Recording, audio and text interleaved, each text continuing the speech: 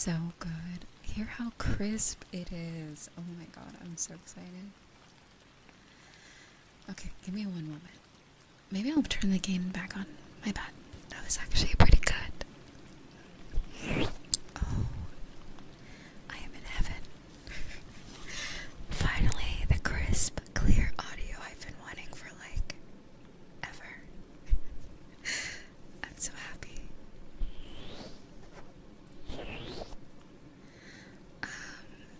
But yeah. Hello everybody. And yeah, I changed the colors of my ribbons and my eyeballs. So yeah. Halloween edition. Hello, hello.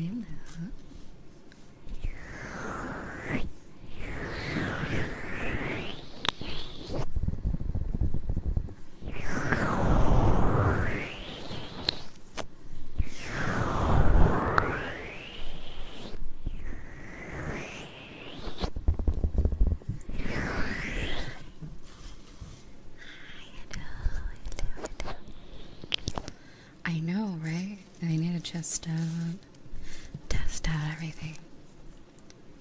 I don't know if you guys can hear the difference. Oops.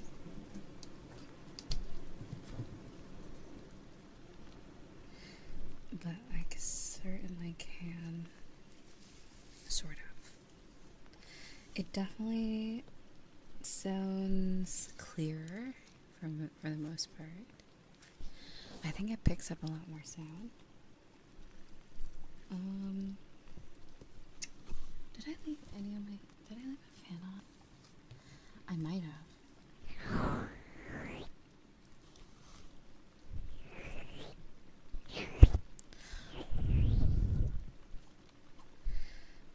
But yeah, it's great. I love this mic. The SR3D. I had some great sleep. And then I woke up to news about Xenoblade Chronicles X getting a remaster for the Switch. And that's great. How's everybody doing today? So good to see you. 2 more days. Actually, 1 more day until Halloween. How's everybody? Hello, hello.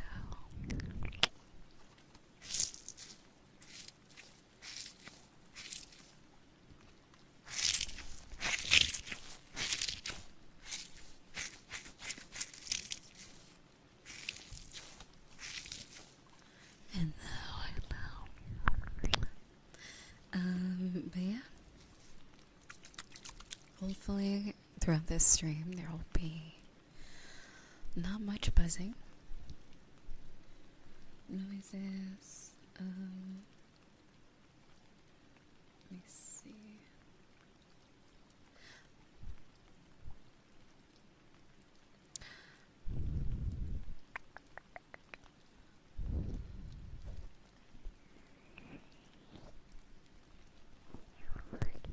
Let's see.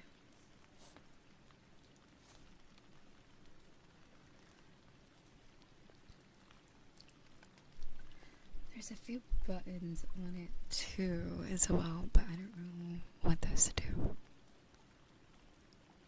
Let's see. So what I did is I pressed the 2 buttons.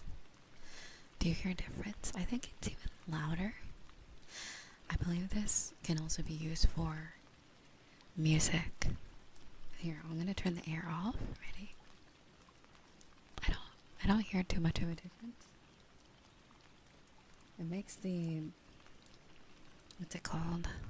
The background audio more noticeable. Background noise.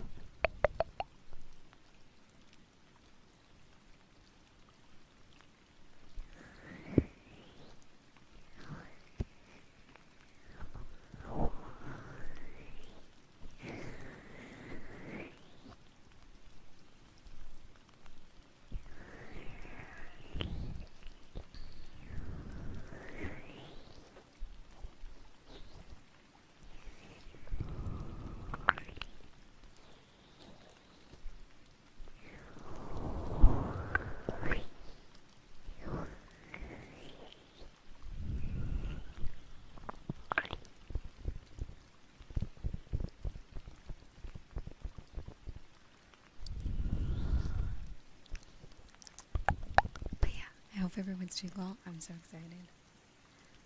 I hope everyone had a good... I guess I saw you guys earlier, technically. So how was everyone's day?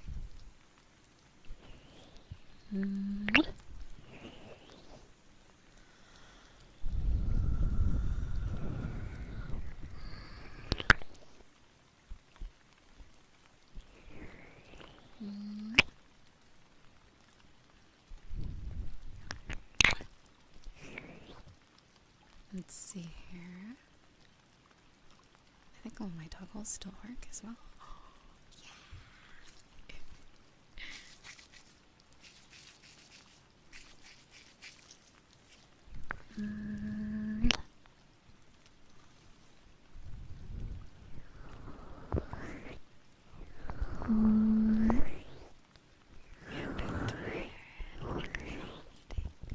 Oh, I bet, Gargan, I hope the flight was okay. If you've already gone on it already. Really? Oh no. That sounds scary, but I hope everything's okay, sweetheart. And of course you know to get your rest. Of course. Oh, did you get a shot or something today?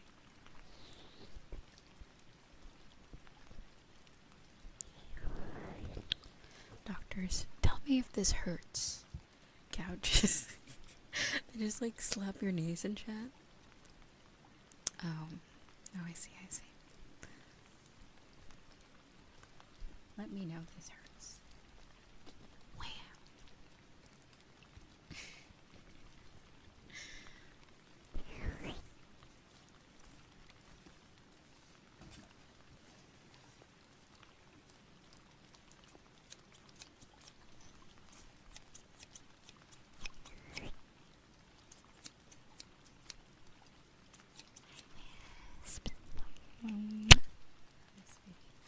God, it's so loud.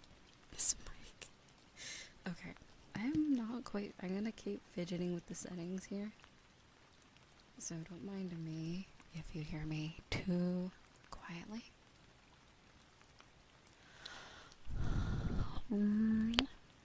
Or too loudly, I guess. Okay.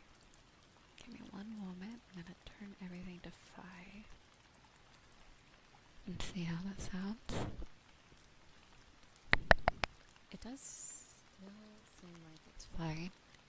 This side doesn't seem as loud. Testing.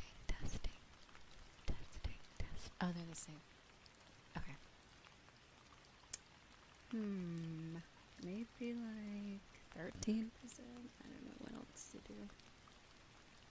Maybe that much.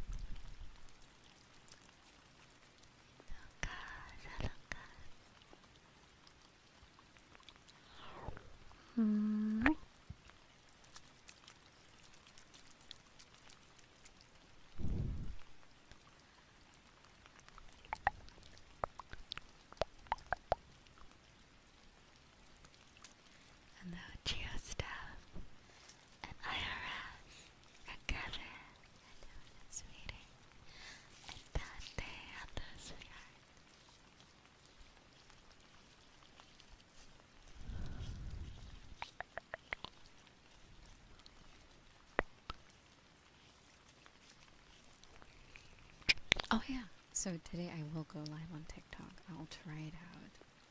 Let's see if they let's see if they hate me today. At least the TikTok moderation system. Everyone over there pretty nice though. Alright, let's try this out.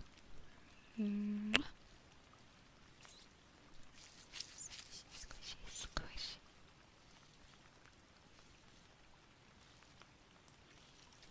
Squish, squish. Okay, so let's see here.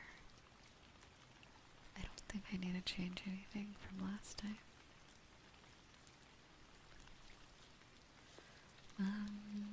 I shouldn't have to at least. Okay, let's go. There we go. No, I had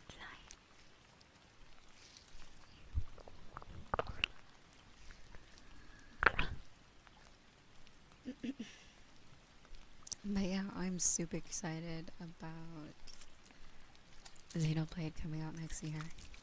Or after a decade, pretty much. Almost a decade since it came out, and I got it when it was first released back in 2015. It was a lot of fun. Personally, one of my favorite games. Super duper fan. Also, I don't want to jinx it actually. I just noticed that my internet's been slightly better than usual. There we go. Than last week, at least.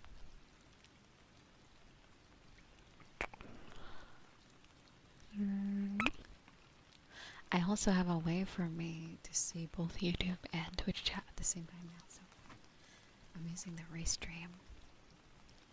And I can see Twitter apparently. But no one talks on Twitter. So that's good. So all-in-one makes it way easier on my eyes when I put my glasses on. Restream.io. I really love it. But although I heard there's a new thing coming out for OBS that will allow you to do all this for free. But I don't know the updates on that. I can also see people's profile pictures now.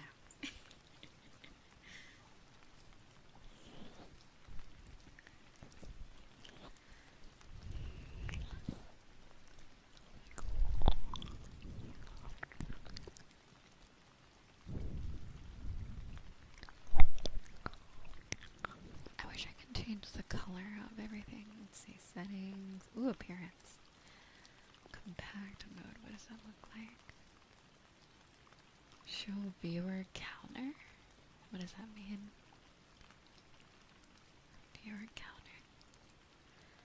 Show avatars. Colorize author names. Okay. Okay, well now I can't see your profile pics anymore. But at least I can actually see more messages on screen.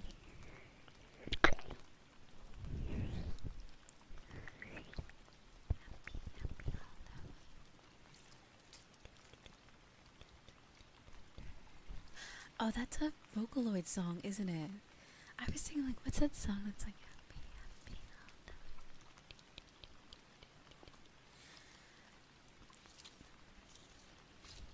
way? Am I crazy?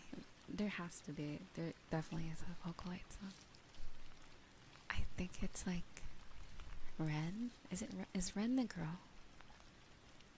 I think Ren's the girl. It's like Ren and Miku.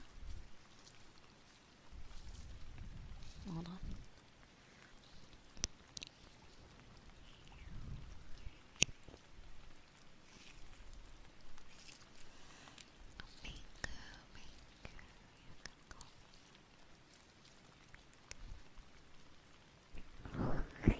Okay. Oh, you want me to show off the model?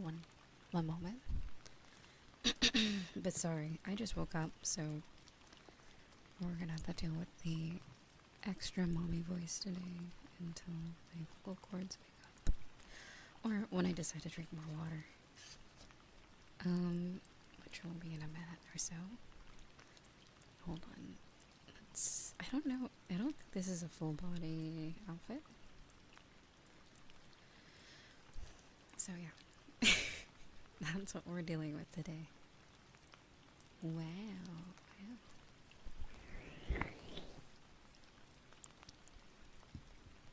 Rin. Right, Rin. It's Rin and Miku, I believe.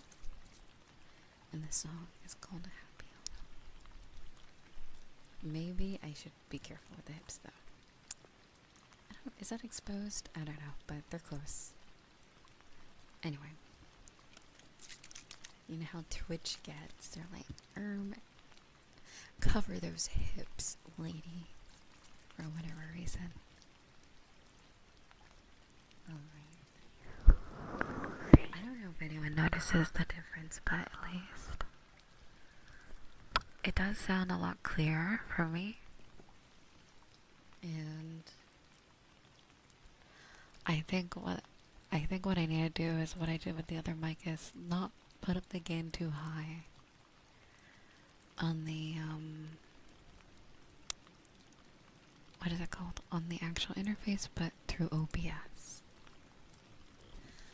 So it's louder, but not also. Yeah, I did my research a little bit, and it sounds like this is the best after whatever I had before. A little bit more pricey, but definitely worth it. So, thank you so much, everybody that donated yesterday.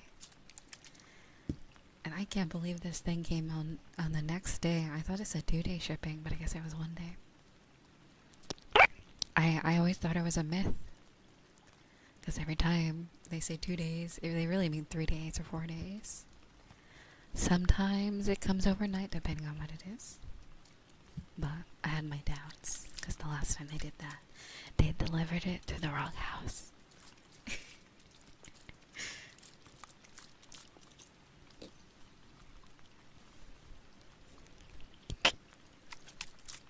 Or the wrong door, really. More or less.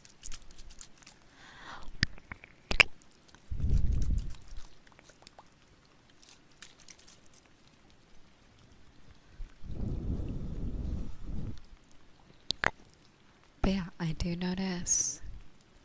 So there's a setting called instrumental, so I'm gonna press it. Tell me if you hear anything different.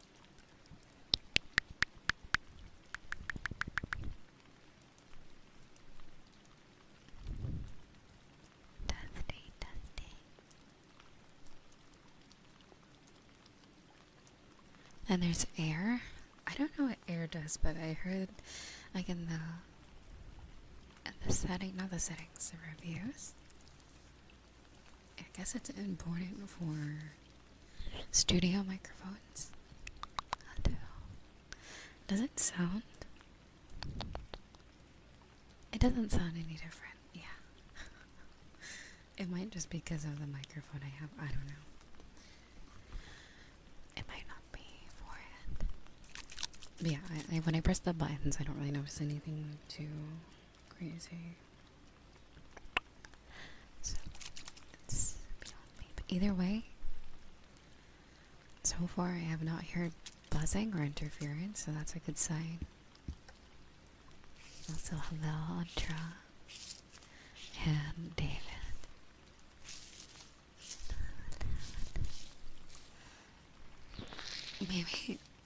Maybe they met Tuesday.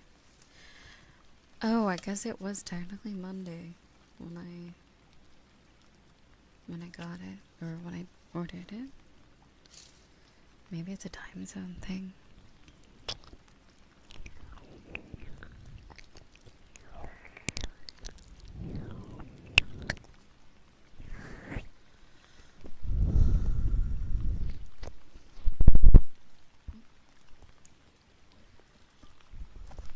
I also stole the little like fuzzy things that go on top of the ear microphone part of the 3DO mic from my, my one that's out of commission, we'll say. I took it off and I put it on the SR3D as well.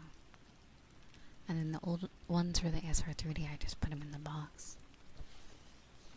So, it's nice. Now I can actually ear clean without worrying about it coming off. Because for some reason, the 3DO microphone, it's like the thing that goes right over the holes in the microphone. Not really the ear. To prevent stuff from getting inside. But it's a lot better on the 3DO, so I just popped them off and put them on the SR3D. What was I gonna grab? Was it this? They look like little circles, basically. There it is.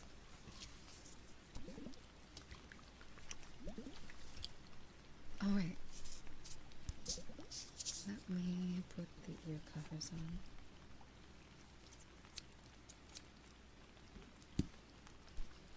Just a few sounds real quick. Okay. So that's one ear. There's the other. Where's the other? There it is.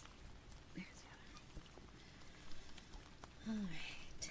Also, thank you for the follow. Welcome.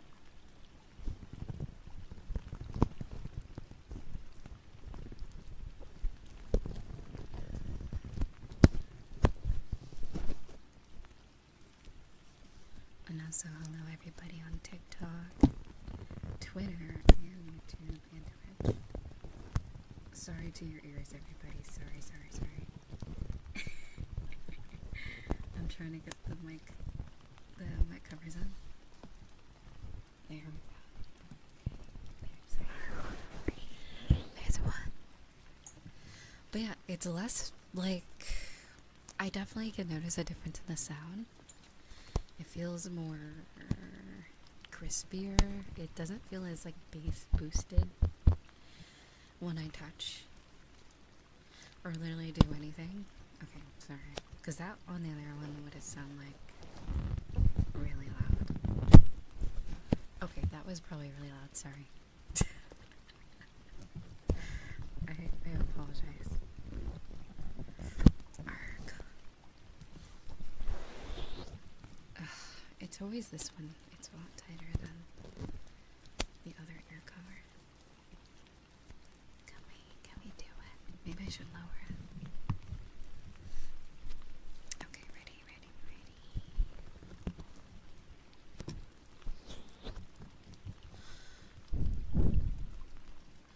I mean, I wouldn't know. I try not to touch my 3DO too much.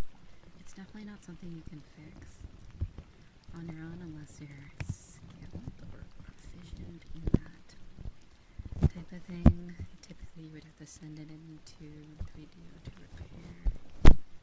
And that's $80. I don't even want to know what it is now, because I remember back when I had to repair my 3DO back in 2022, it was $80.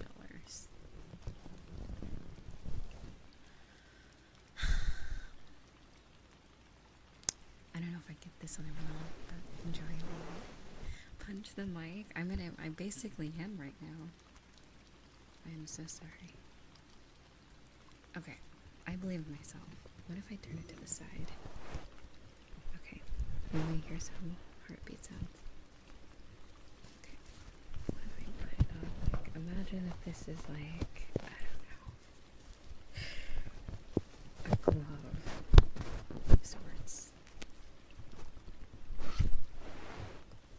I don't know how I got it on before, I don't know why it's so difficult.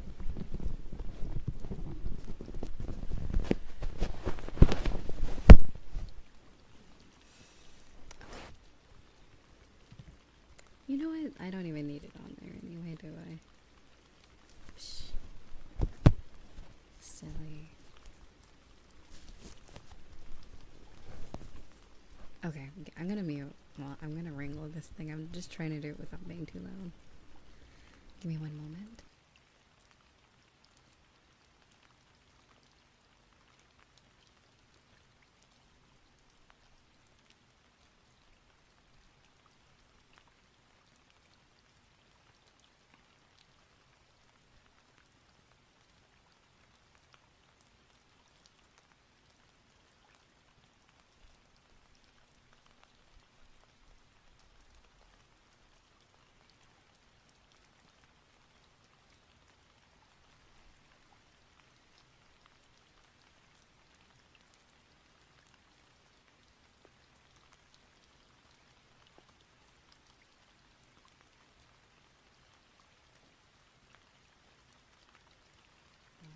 more successful.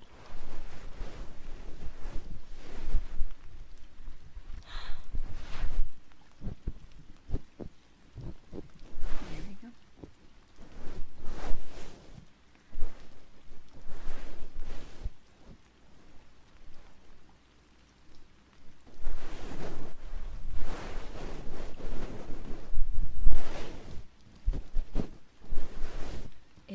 It's just a little bit different, I think. It sounds like just a lot crispier.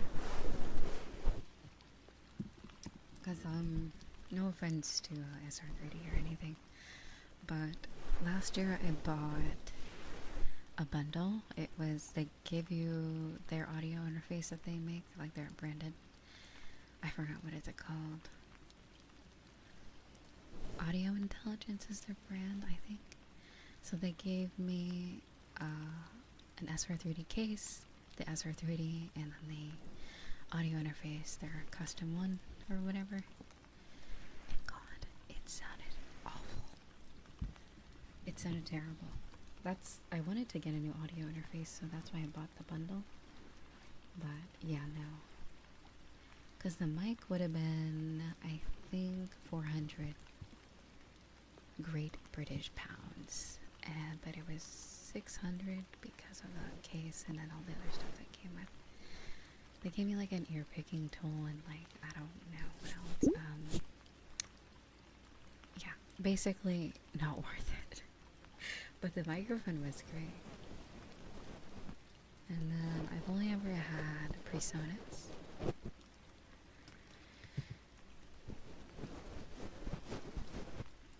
Audio interfaces until I got my just chatting mic, and that mic has an audio interface which is one output or input or whatever, and that's a Focusrite Gen 1 or 2, I can't remember.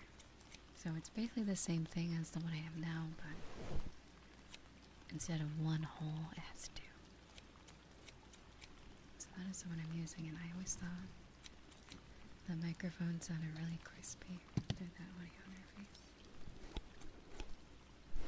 So, if there's anyone you know that's starting ASMR or planning on getting a XLR microphone for ASMR, please recommend. Get anything Focusrite. Don't get PreSonus. Don't do it.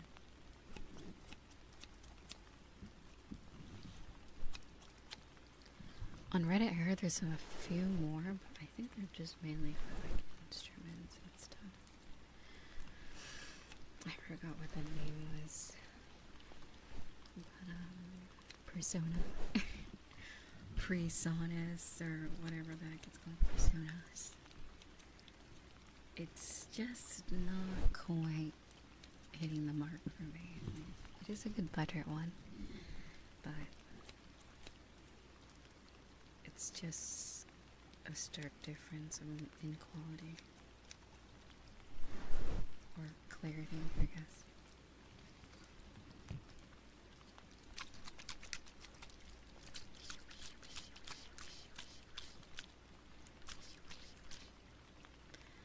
Alright. Do I have a bone to pick? I don't know. I'm debating whether or not to talk about it. I have a bone to pick with just like Twitch, but anyway.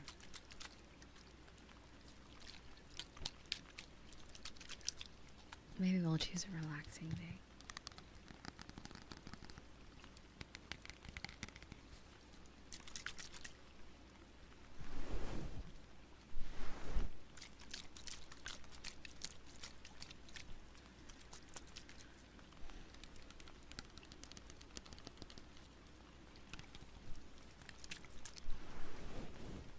I guess to counteract my dislike for certain features of Twitch, I will counteract that with a compliment to YouTube that even on my week break away from streaming, I still grew my channel 500 subscribers because YouTube rocks in that regard, because even if you don't go live, your videos are still there. You can just upload, you know, and you can still grow your channel. So that's like, it felt like during the break, the YouTube channel was ineffective, if not improved, or like, but like my Twitch channel was like dead for a week, you know, and it made me feel a little sad. So I guess that's a downside to Twitch. There's no real video sharing aspect, whereas YouTube there is. I mean, that's pretty obvious, you know.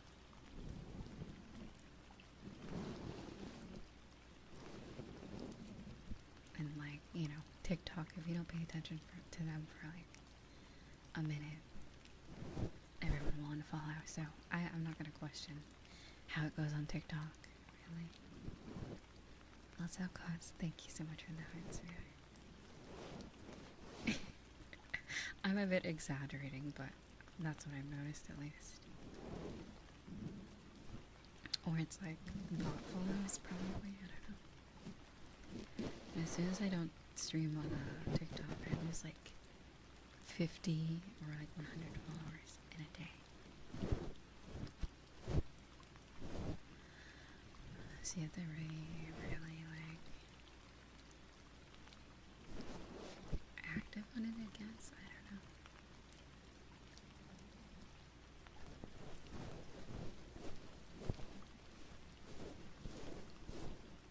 Are you talking about YouTube or Twitch or TikTok?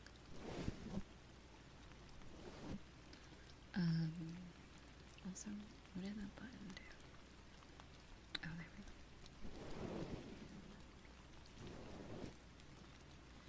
Hello, brother Nader. I haven't seen it in a while. How's it going? Also, did I miss any notifications? Give me a moment. Let me get my activity feed back. That is the one thing Restream does not do, is show you your activity feed, unfortunately.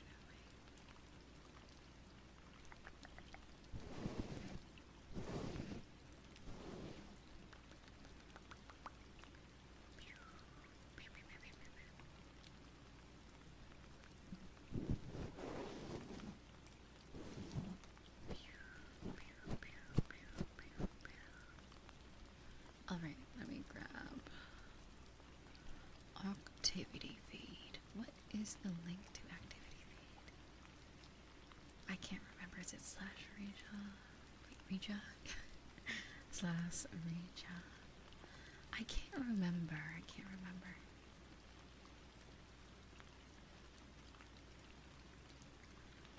Okay, hold on. Isn't it like activity? Hold on.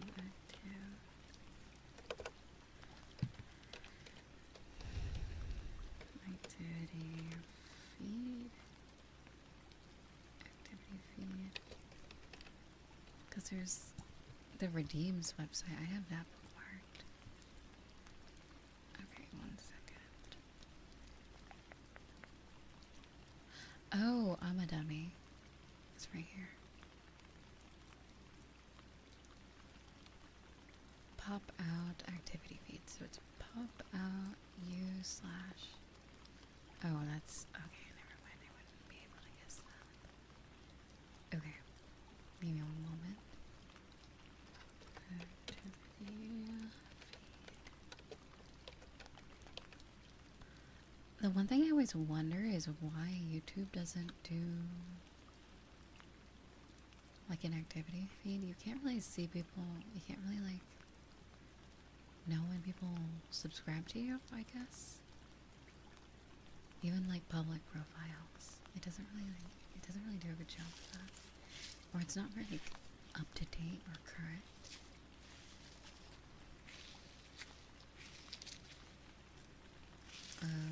It's very delayed. Like a day later, I think it updates. Like the most up to date thing they have is like the live viewer count and the live subscriber count.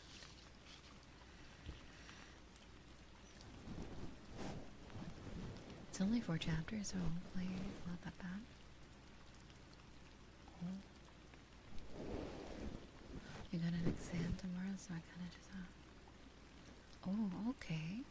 Well, good luck. I hope studying goes well, and I hope you do a great job. No sweat. I know you'll do well. Just take your time.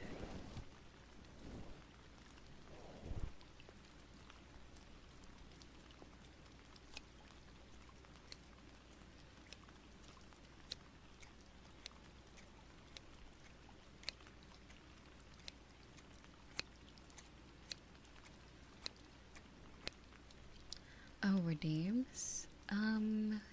Do I have redeems on? Hold on.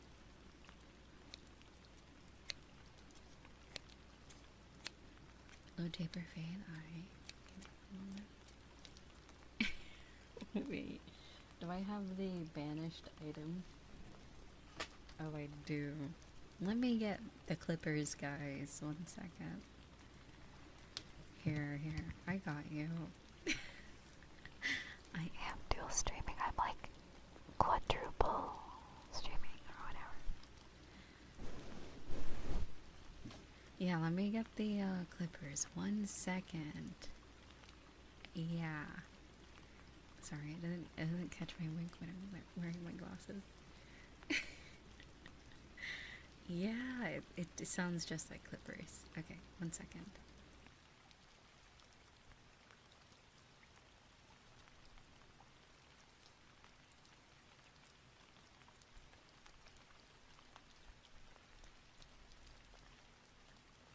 Yeah, barbershop clippers. Yeah, guys. Oh god, hold on. A barbershop clipper does not make that noise. Okay, there we go. Alright.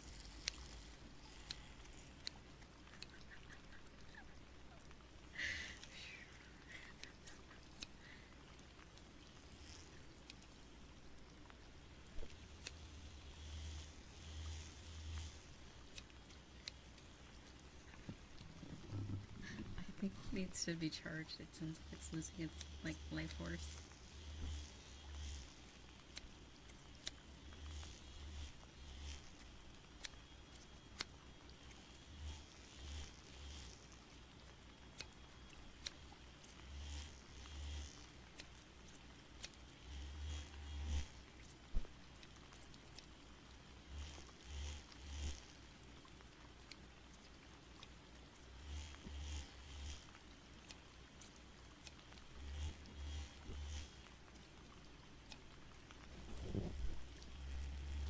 Actually, let's just go bald.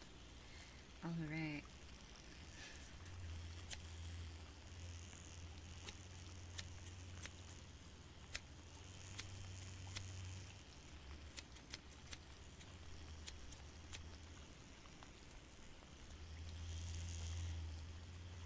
Yeah, let me put the rain sounds down just a little bit. Okay, I have one question for you guys. Do you notice the background noise as much? I'm turning up the volume though, by the way. I'm turning up the gain. I personally don't hear it as much. There's something about this audio interface. I think it's just a little bit more clear in that regard, or it doesn't capture as much of the background noise. Like, obviously you're gonna hear my fan.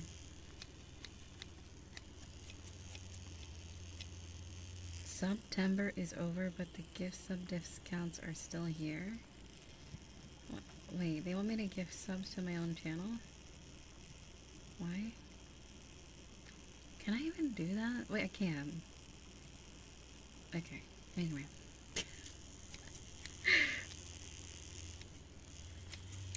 Alright.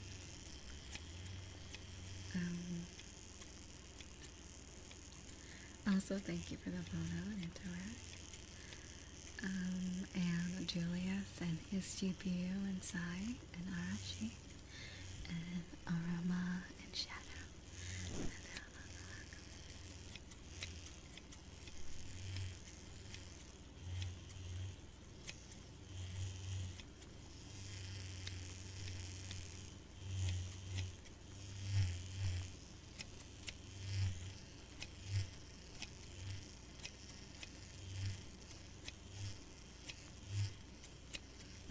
will say, other than the horrid Twitch homepage on the, you know, mobile, it looks terrible. But at least the player is alright. And you can have audio only mode, so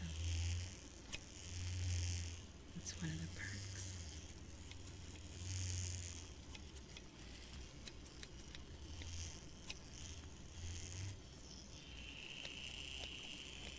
Also, thank you so much, sweetheart. Also, I hope you had a great birthday, sweetheart. I think you had a birthday earlier this month, but I think that was pretty much not really in the Discord that much at that point.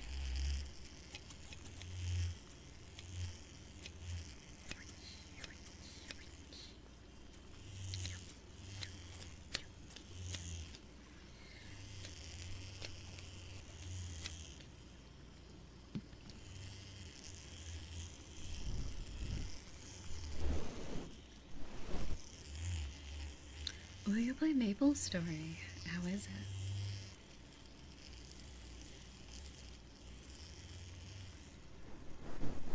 I know. Also, by the way, we have a birthday channel.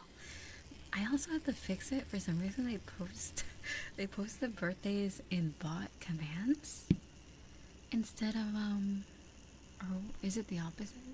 It's supposed to send it in general chat so everyone can say happy birthday to people, but it just doesn't work.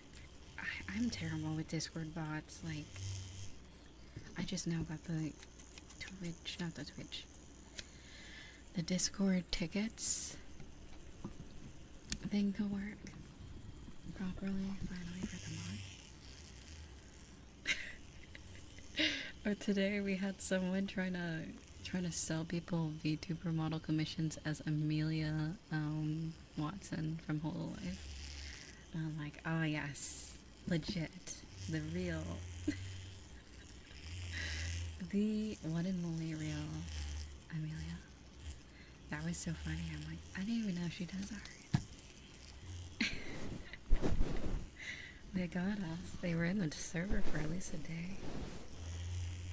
Thank you to the people that report all the mischievous people and all the bots.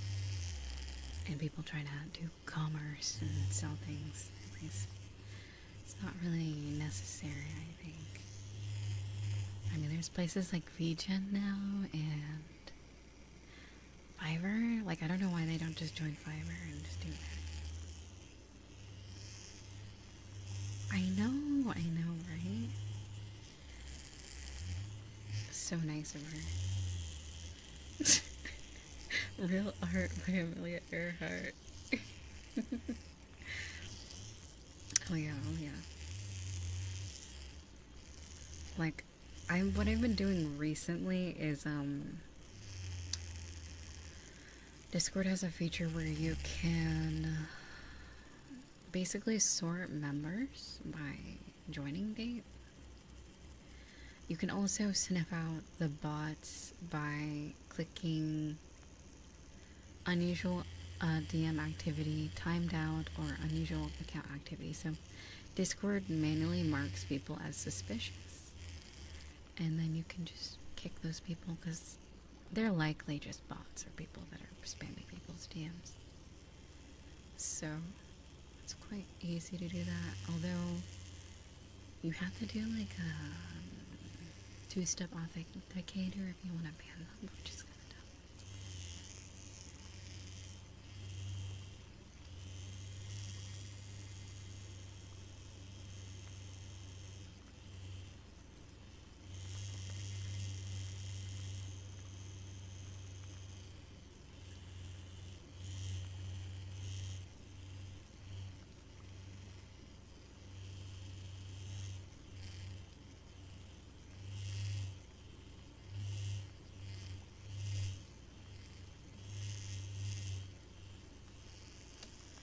Yeah, it does a pretty good job, I'd say.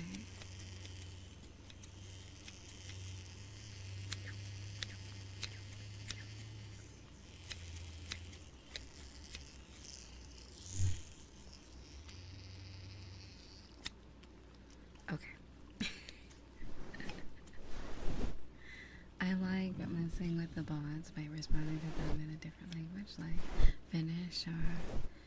Smiley. That's perfect. And how do they respond? They're like, do they get a translator? I swear. I mean, E for effort, right? Is that what they used to say in school? Do they get an E for effort for trying? Let me grab some more water.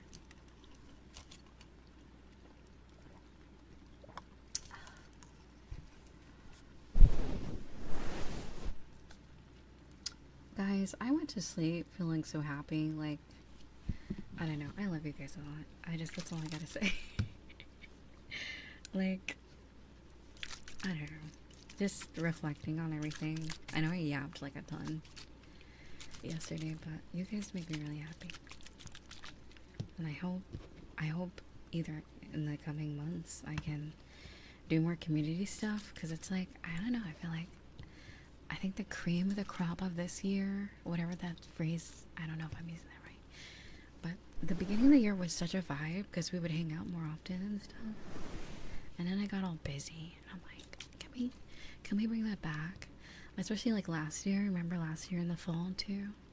We did the same thing. Like, I kind of go through periods of like being able to hang out a lot, and then I gotta go whoosh. So I can't wait till the next era, the next Riza era, where we can all hang out again. But, you know, feel free to hang out amongst yourself as well. You know, the voice chat's always open. I might pop in. It smells like blueberry. Oh god, year 2025. I hope it will be a very different year for me. I feel like once I get a few things out of the way, I will feel creatively, what's the word? I'm looking for a good word. Less creatively restricted is the best word. But the restrictions, no one's restricting me. I do it to myself. I have this issue. I don't know if it's a ADHD thing or I'm not really a perfectionist, but apparently perfectionists, it's more of a thing rather than like everything has to be perfect. But I like ground myself for some reason when certain things aren't done. But like, I think some things should be done in moderation. You can't just like raw dog life, you know? I mean, I guess you can raw dog life, but you can't just raw dog work, you know? Not all the time, at least. There's times for it, but ultimately I'm still a human being, and it should be sorted out through overtime.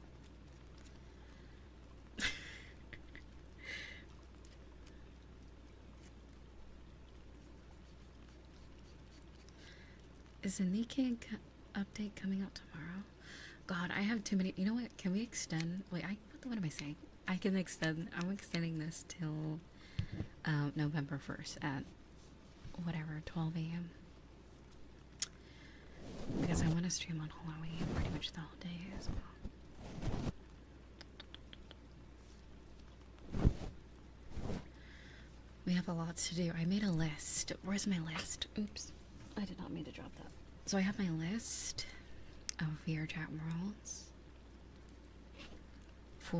so I made this specific list. Not all of them are horror, but sorry if I'm raising my voice. Sorry. Okay, whisper. Not all of them are horror. Not all of them are horror. But where did I save it?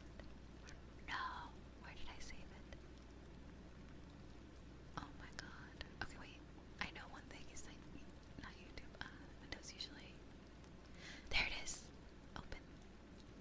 Okay. So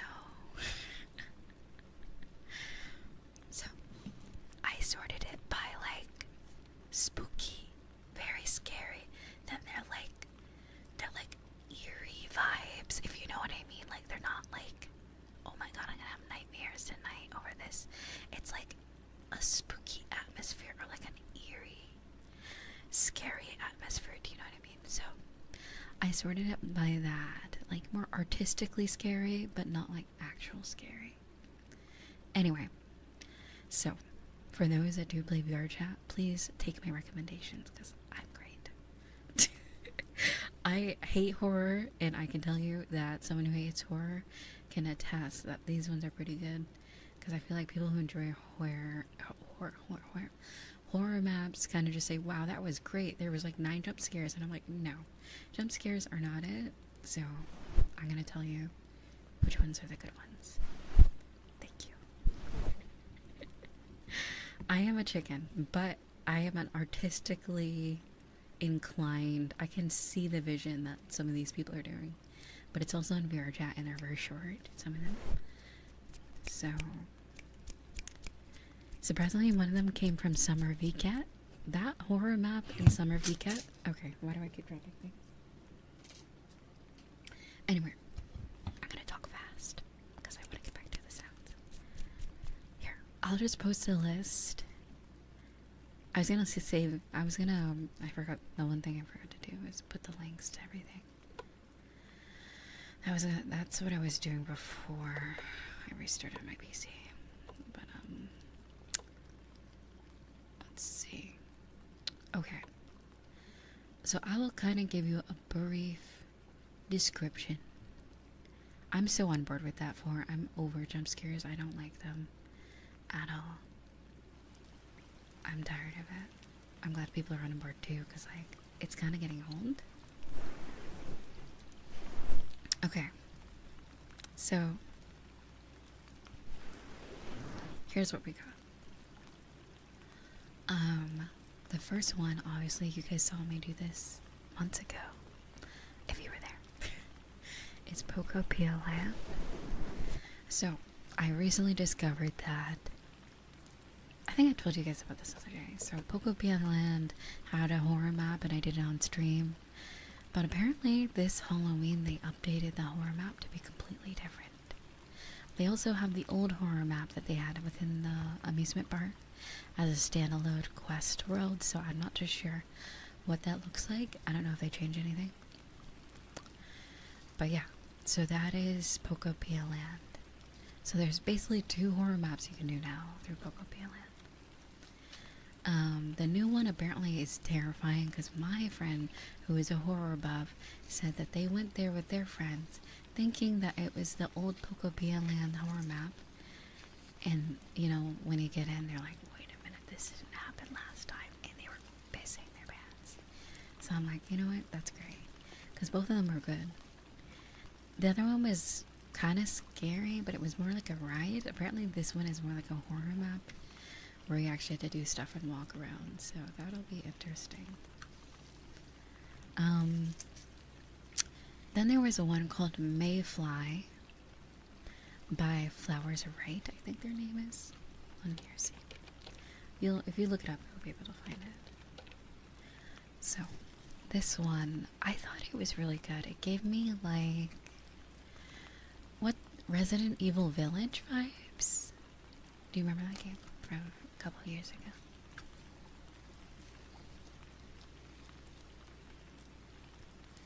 Did I say Terrifier? I don't know. Don't question my English. Terrifying. Sorry. It is terrifying. More terrifying. I can't speak. Don't mind me. So Mayfly, it's definitely it's giving Resident Evil Village, like, I don't know how to describe it.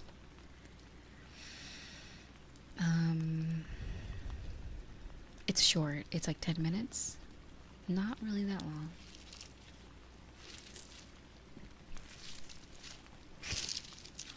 It's like an experience, I guess. So it could be the start off the day, you know? You start off the day with Mayfly, and then you work through all these other ones. So the next one I suggest is from VCAT 2024 Summer. Komorisaki Village 1 and 2. So there's 2 worlds. There's called Hikikomori Tale and Komori Matsuri Tale. So they play hand in hand. So one world, you go to one world, You know, you look at all the VCAT booths, you look at all the avatars. Ooh, great. But at the very end, you're left at this door with a code on it. So you don't know the code, so you have to go to the other world, which is just the same world but with different, you know, player shops and stuff. Advertisements, you know how VCAT is. A convention, basically. At the end of that one, you go through this, you know, these long, I guess, stone stairs down to this, how would I say, caged area. And there's a girl there. I think it's called VCAT-chan. They have like their own mascot. And she's haunted. She's possessed. Or I think a bunch of ghosts show up and they snatch you. So then you have to do this horror map. So yeah, I know you're left with a code basically at the doors, I think. So then you have to go back to the other world, type in the code, unlock the door, and then the whole thing starts. So then horror map. You're gonna have to figure out which one it is, or I can do it myself tomorrow and tell you guys what. I can't remember which order you do it in to get the code, but basically one of the maps have literally this whole horror map where, oh, it's terrible because it's like, for me, I like to close my eyes when I get scared. But this game makes you it makes you stare into this like bleeding eyeball at these like Japanese shrines to unlock like there's like different sections of the horror map that you have to progress through, and in order to get more of the story of what happened to the people, you have to stare into this eye, and it like for like I think 5 whole seconds, and it's like and then it unlocks. And then, you know, dialogue happens, yap, subtitles. Then you go into the next area, but it just gets scarier and scarier. And I'm like, wow, this is actually so good. For a VCAT world, like, that's meant to just, you know, sell stuff to you. It was great. So, I recommend that one.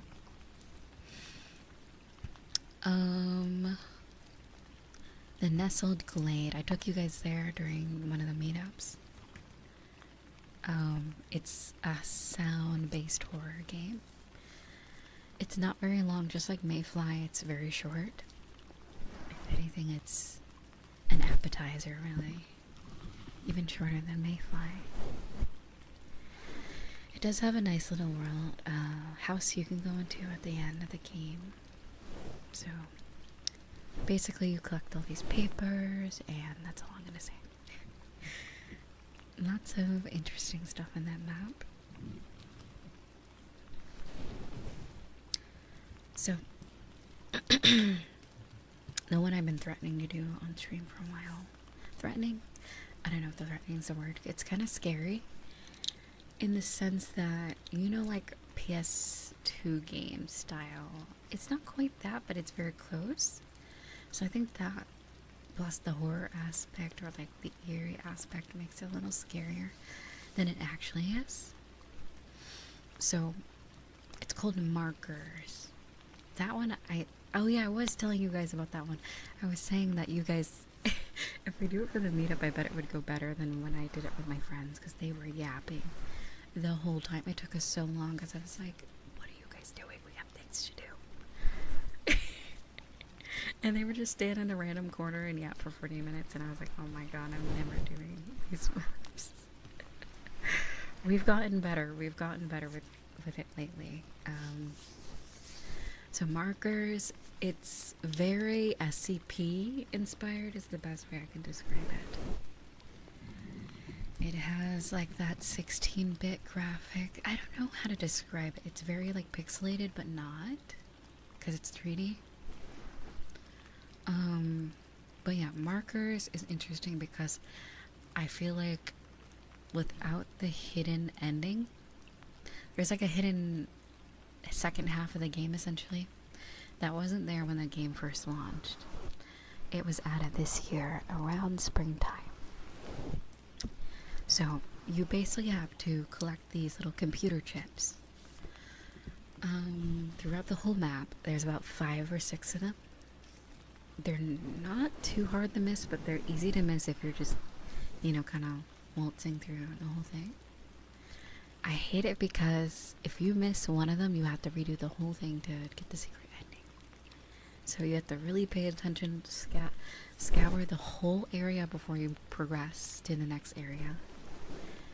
Look for that little computer chip card, because if you don't grab it, you won't unlock the secret ending that happened towards the end sequence. So the end, if you get all the chips, you unlock the secret ending, which is probably another hour or so. I would say 30 minutes to an hour of gameplay.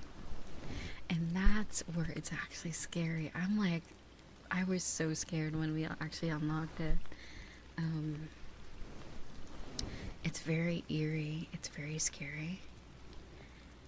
It's so like indie horror game. I really like it. So I don't want to spoil anything, just in case I also either stream it or someone tries it out. But I'd say it's one of the best maps in the VR chat, like including Project Summer Flare. But Project Summer Flare is not a horror game at all. It's just kind of sci-fi. So, Sensory Rooms is the next one. Sensory Rooms. Sensory Rooms is a webcore themed world. It gave me like a little bit of Deltarune Undertale vibes at first. It gave me, what's that game? It gave me like old tiny game vibes. Like Gaia Online graphics. So you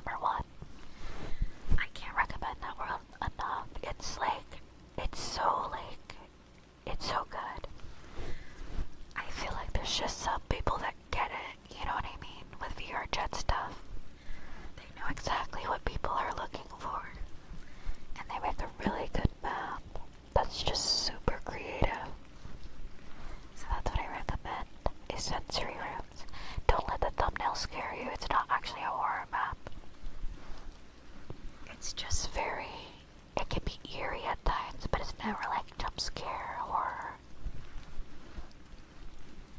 I never like that. Okay.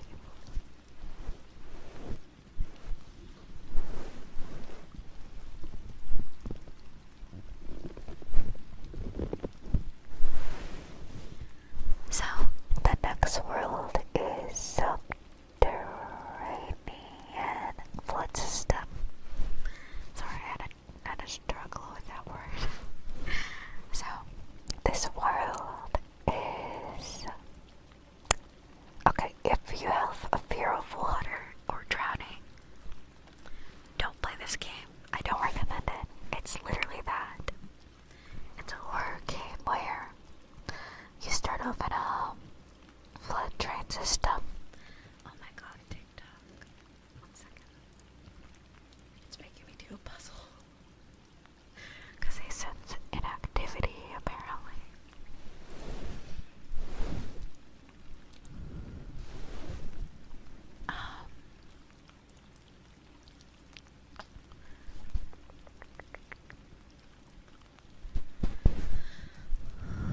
What was I saying? Also, Mirai, thank you for that. So, yeah, if you're scared of that, don't play it. There's also a game called Monsoon. I didn't add to this list because I felt like Monsoon. It was kind of not even horror. It wasn't even really scary. It was just kind of like you just walked through it. It was, you know what? I'll just add it. I'll add it. It's called Monsoon. There's also a world called Terracotta Village. It's not a horror, but it's definitely... It gives you those weird vibes, if you know what I mean. Another world I can suggest, I went there on stream. It was the most cursed day stream of streaming ever, because my live stream would not stay on. It's called The Jungle. The Jungle, if I was German. Also, Kevin, Lila, King of the Jungle. Okay, but yeah, back to the subterranean flood system. I thought it was pretty cool, because it's pretty simple. You just figure out a way to get out of the flood system by having the whole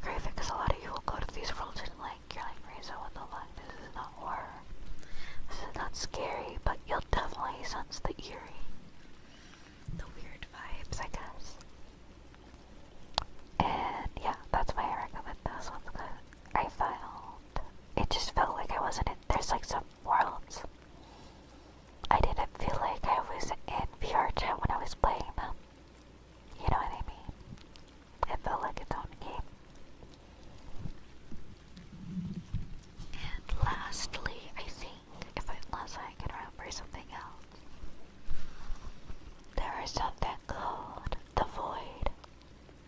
It's a place with a bunch of doors.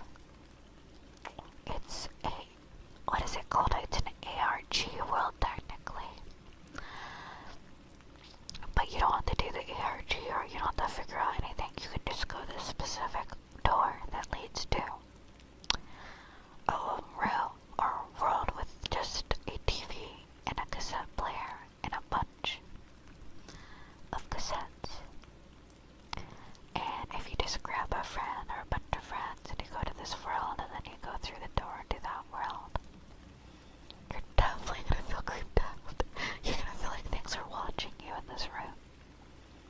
You're gonna look around a lot while you're watching through each cassette tape. So it's definitely something. So if you, and it doesn't really matter where you start, but yeah, it's weird. Each cassette tape, some of them actually, I remember when I went back to that world, I noticed that it was definitely filmed in VR chat. But it had that VHS kind of grainy filter, so you couldn't really tell at first. But then I saw someone with like bright blue or like pink hair, and I was like, that's totally your VR chat avatar. This is totally VR chat. You're not fooling me. So some of the tapes aren't as realistic or like immersive. It's definitely analog horror. That's the kind of vibe I was getting from it. Very analog horror vibes, if you know what that is.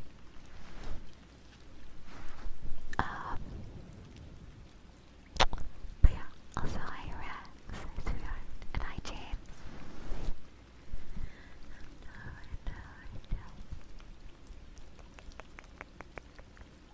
And also hi you.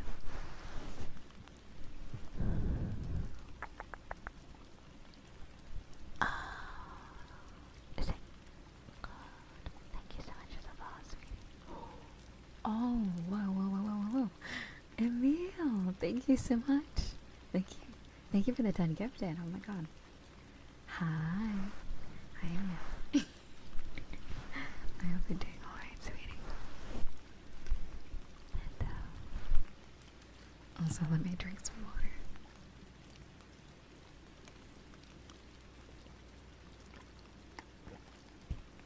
Gulp.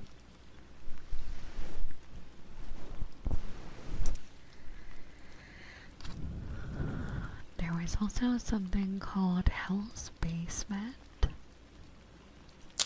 That one wasn't really that great. I would say it's like Iron Lung. Not that Iron Lung is not good, but it's very, you really gotta wait till the end to really feel anything, I guess you could say. Oh, Iron Lung has situational scariness, I feel like. Whereas this world, it's just dark. You can't see shit the whole time. Hell's Basement, Hell's Kitchen. Gordon Ramsay is at the end to chase you with a knife. Let me put Hell's Basement on there, actually, I guess. So. Yeah, I guess the final, it's underwhelming. I think if you're just, you know, on the last end of all the worlds that you went to, just go there, I guess. It's pretty short, if you're not scared. Raw. Hell's Kitchen World. But yeah, Peak is markers and sensory rooms, and Poco PLM, if you ask me. Those are Peak gameplay. I think the VCAT thing's really cute and stuff. It's like trying to be pretty cool, so I think that's also pretty cool. Mayfly's also good, but it's too short for really. It's just too short, I feel like. The creator also has other horror maps that are really good apparently, but they're like 4 hours long. I'm like, no. Absolutely not. And also, Emilio, hope you're having a good day so far. We're relaxing. This calamari is so raw, it's still telling SpongeBob to fuck off. Oh my god. Has he said that? Is that an actual quote? That's hilarious.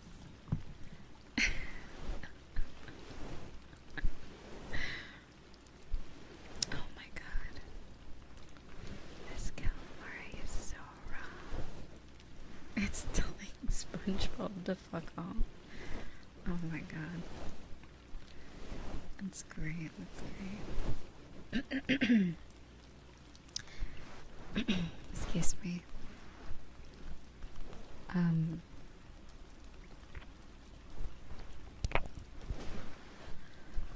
But yeah, that was me and my yap sash, my daily yap sash. You know how it is, I guess. Sorry. It's not me if I'm not. If I start stream with complete silence and never talk, just know I'm probably really tired or just in a bad mood and don't want to spread my bad vibes to you guys. Or just kind of like, there's just days I'm not that talkative, so.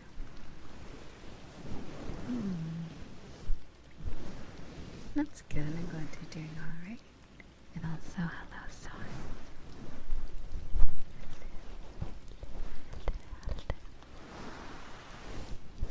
Dude, have a good night. Well, thank you, I know. Sleep well, darling.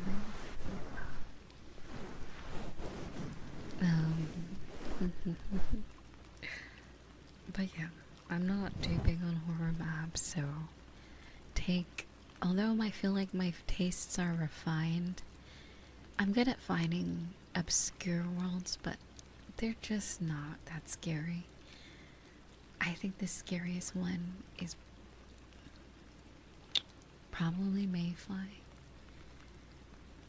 Maybe the Bokopialan one, the new one I haven't tried out, so good luck with that one.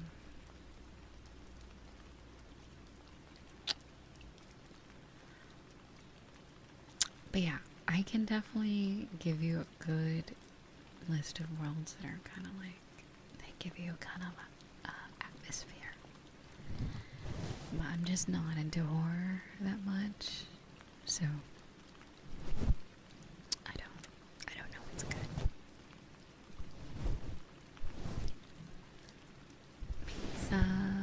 Pizza and duct tape fixes everything with me. That is kind of true. I think duct tape patches up a lot of things, and then pizza, even a cold pizza is kind of great, you know, if that's what you need.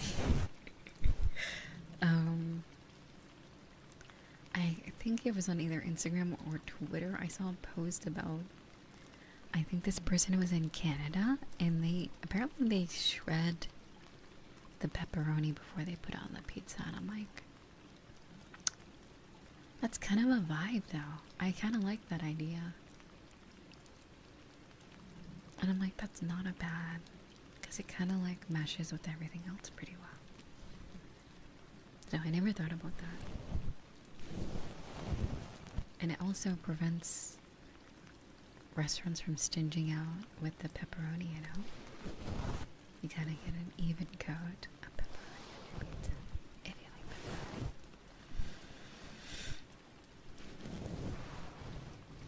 I haven't had pizza in a bit. I might try some this weekend. I've been on my like health nut arc, so I don't know. But I know eventually in the holiday season I'll probably have something scrumptious. Something nice. Maybe I can do... That'll be interesting visiting my family. I don't know what type of... I mean, I could probably just send you dog videos. Dog pics, dog videos. That's all I can really do for you guys. In the Discord when I do visit my family. Doggo pics.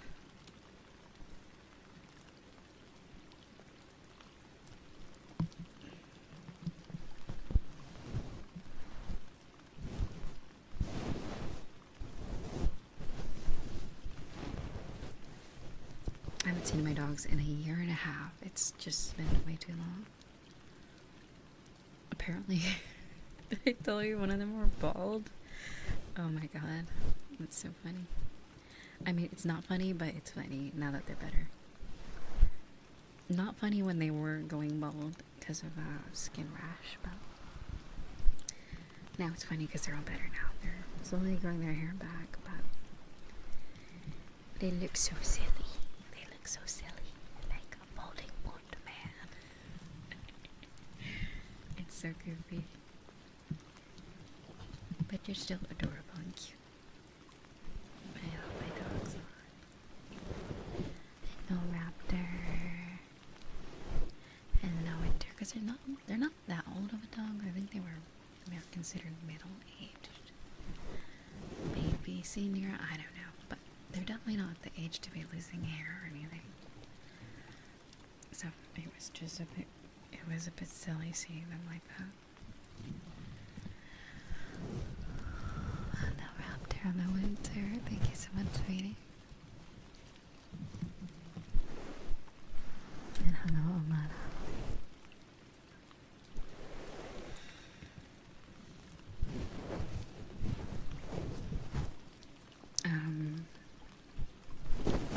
Wait, can someone type a message in the Twitter chat? I want to see if it works on restream.io.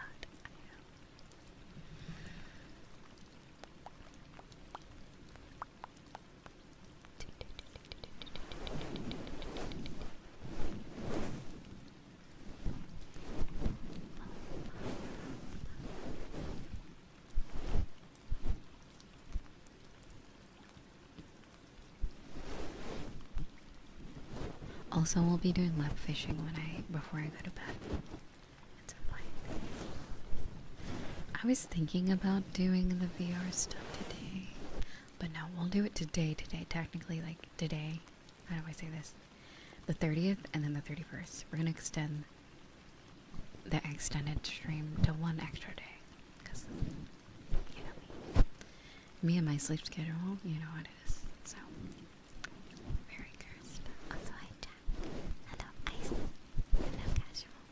It does work. Thank you for letting me know. Thank you for trying it out. It shows an X symbol and then your Twitter ad or whatever. X, your X handle.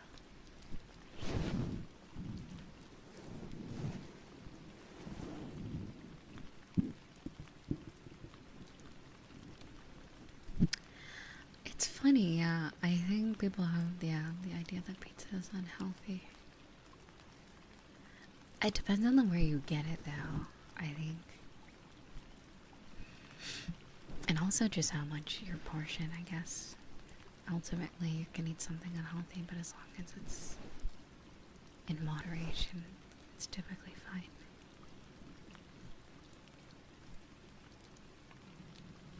My sleep schedule is whenever my body feels tired and I can finally actually get to sleep.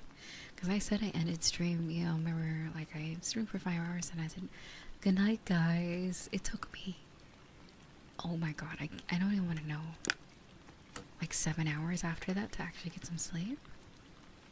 I just could not get to sleep, so I did everything else that I could while I was just, you know, AFK, and then I finally was getting tired enough to sleep.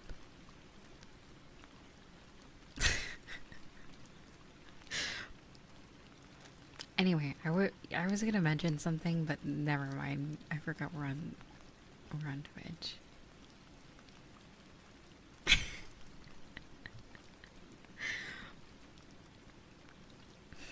Anyway, you know what? Anyway, don't worry about it. Don't think about it too much.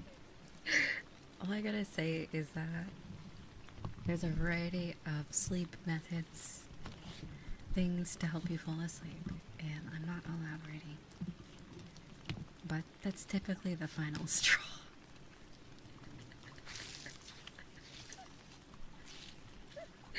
Anyway, I don't know what you guys, I don't know what I'm talking about really.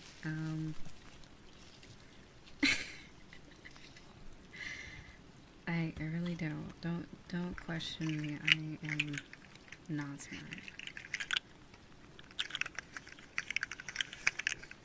There are many sleep remedies. What?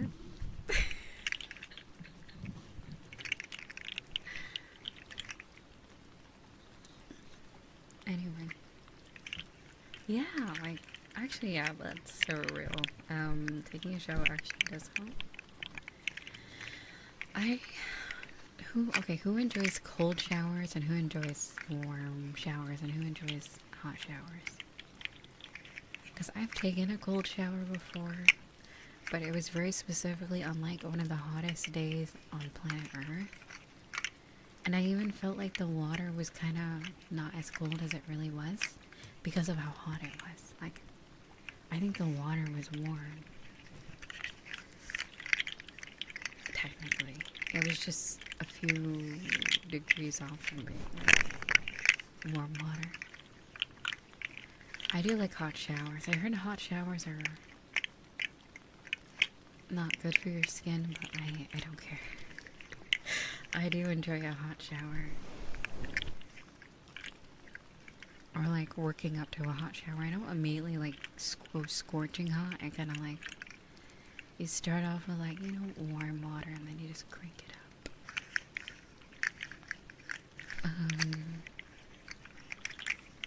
But yeah, the water can get so hot. I'm like, this is unsafe. But I guess that's why you have, I guess, dials or cold water to adjust.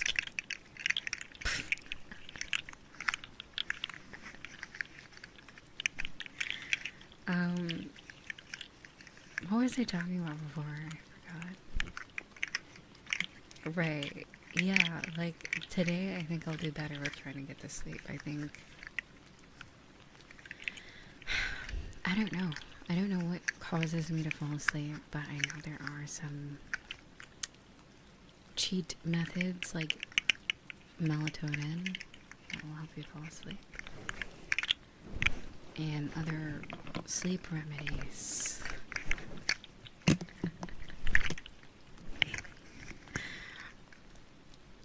Anyway, besides that, I was on such a good streak in September. I miss being able to sleep normally. It's irritating my soul.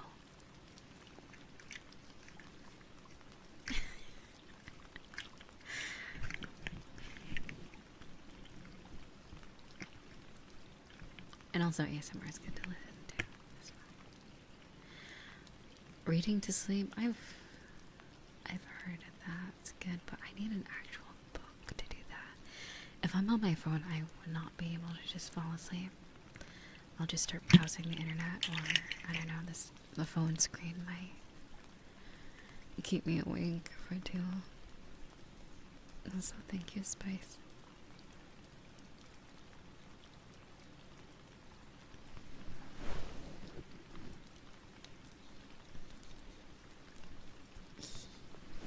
Thank you, Tiny. I also thank you for all the funny memes you posted on Discord.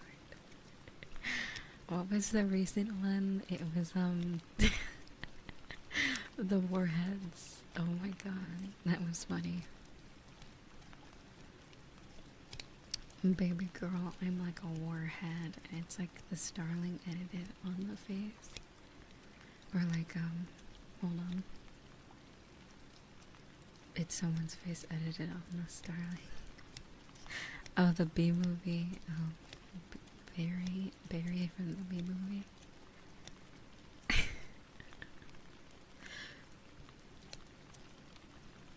But yeah.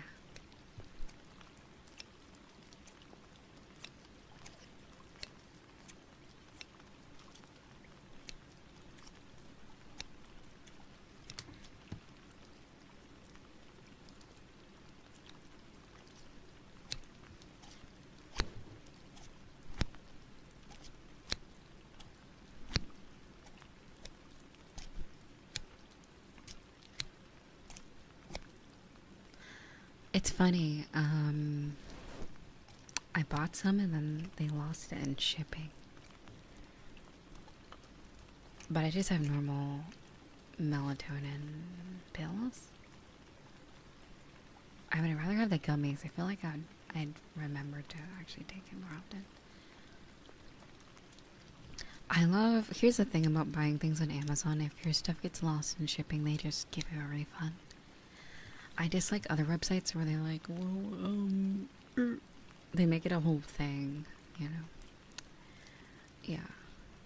I do enjoy Amazon's customer service. Also, hi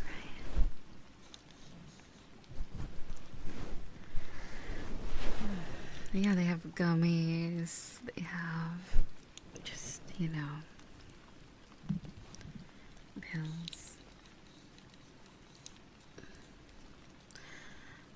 I know most of them do have just 10 milligrams, but I feel like they say not to take more than one in a 24-hour period, but I'm like, imagine if they made like a 15 milligram, just something just slightly more. I feel like it would work. There's something about me. I don't know if the 10 milligram is really hiding it. I don't know if it's like a metabolism thing. Because I'm pretty sure melatonin is just a hormone, right? The sleep hormone. I don't know if I metabolize things really fast. But it just doesn't seem to really make me that sleepy. It only works sometimes. And I don't take it terribly often, only when I really can't sleep. But I heard if you take something very often, it becomes less effective.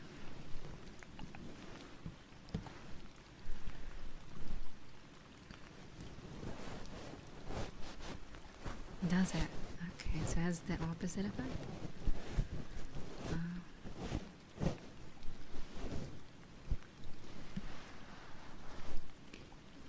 Interesting. Also, thank you for the follows. Oh, yeah, I did not know that as well. The more you know.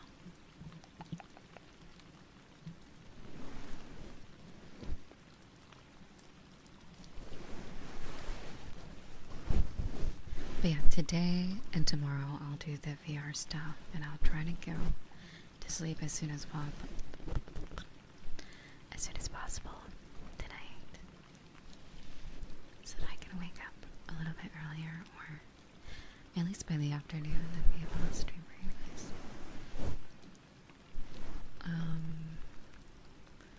I don't think today I'll do the horror stuff. I'll do it on Halloween. Today I'll do VR ASMR. I don't know what model I use today. We have so many choices for Halloween. Really, for 2 days? That interesting. I wish. If I could sleep for 2 days, that'd be great. That's like a time skip. But then I would miss a lot, I feel like. But then I wouldn't really catch up on sleep. I would probably just wake up as tired as I started. I don't know.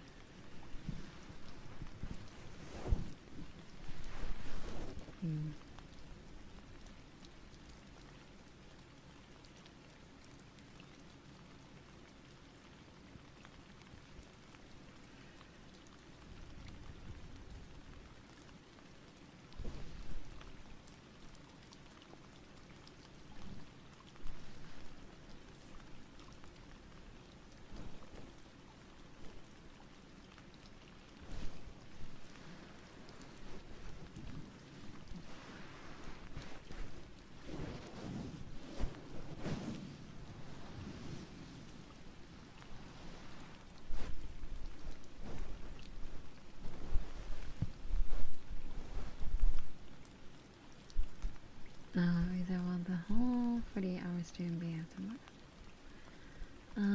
I think for the well, I've added on a day technically So yes, for the 48 hours stream, it will be all ASMR. But on Thursday, we're gonna do horror maps on VR chat. VR.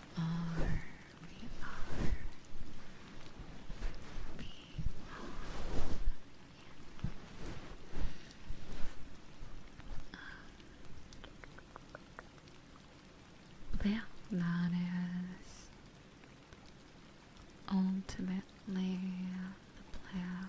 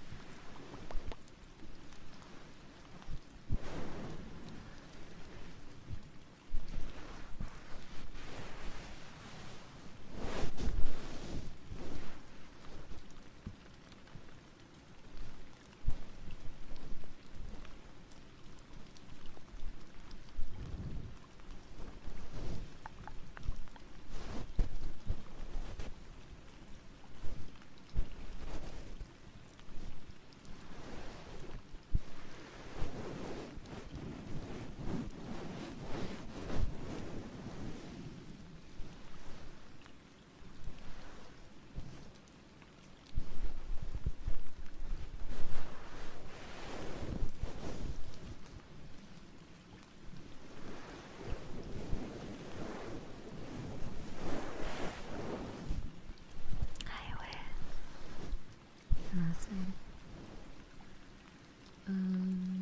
Ooh, okay. I see your redeem Rex. I'll add that. It'll definitely be useful for VR somewhere.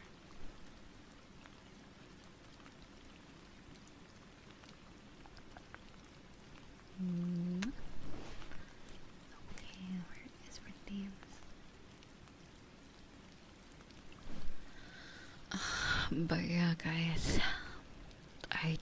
I know I complain all the time about random things, but the sleep stuff is just, it's not cool. Not being able to get to sleep is like a curse, truthfully, and I'm the ASM artist. Shouldn't I be like a sleep wizard? No, apparently not. Apparently not. I'm not a sleep wizard. It's just so,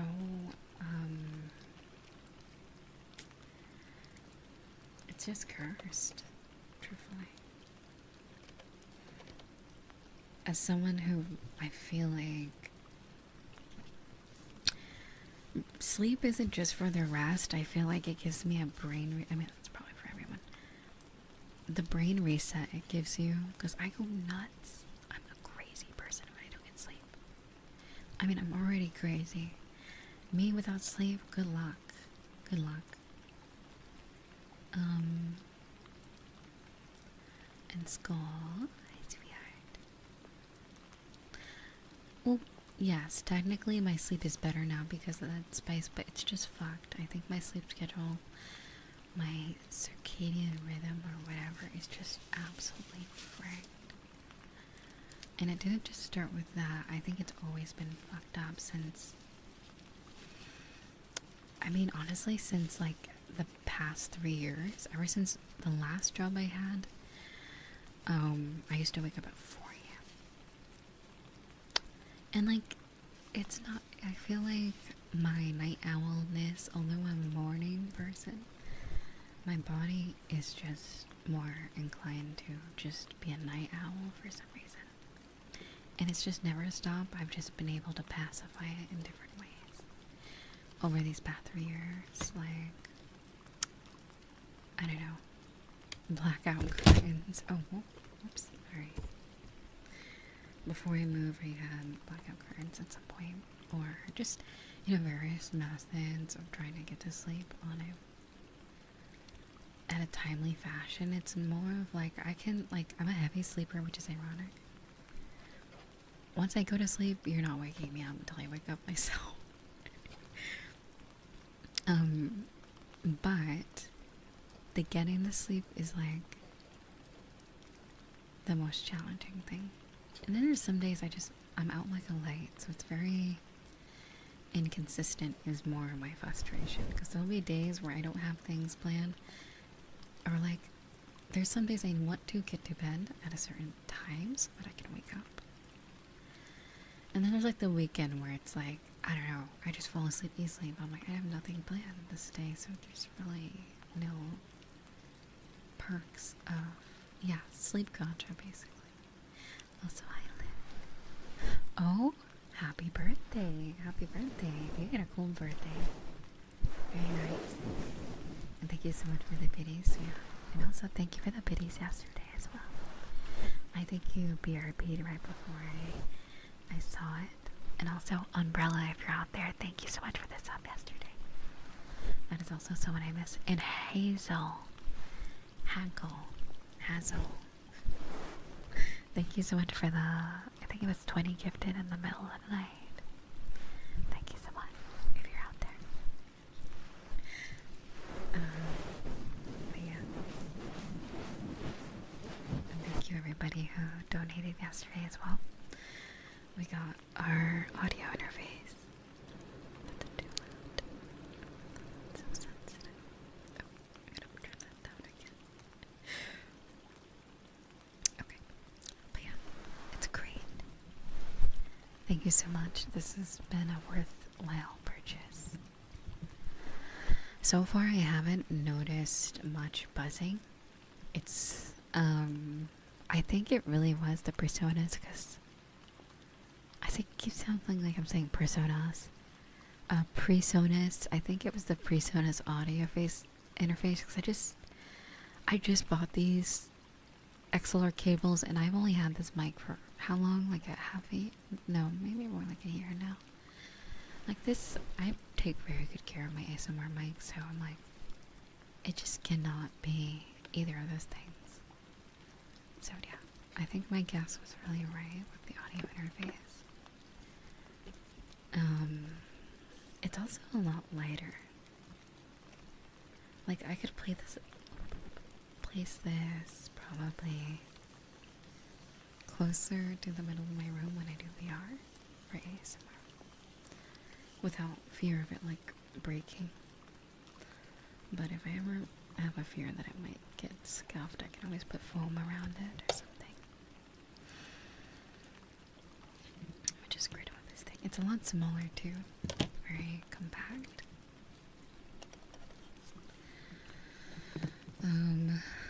The sound is super clear. That's the perk of this thing. It's very, very clear. Scarlet 2i2, I think is what it's called.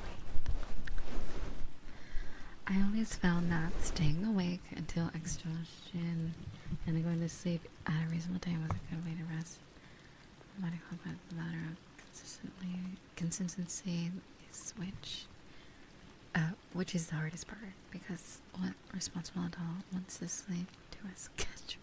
So real, right? Like, I just wish it would happen naturally. Like, I genuinely think it was my adulthood that fucked it up, because I remember when I was a kid, I didn't really have sleeping issues. It only happened probably around when I turned 21, which is 3 years ago. So like, I think it's whatever job I had back in 2021 fucked it up forever. I genuinely think so.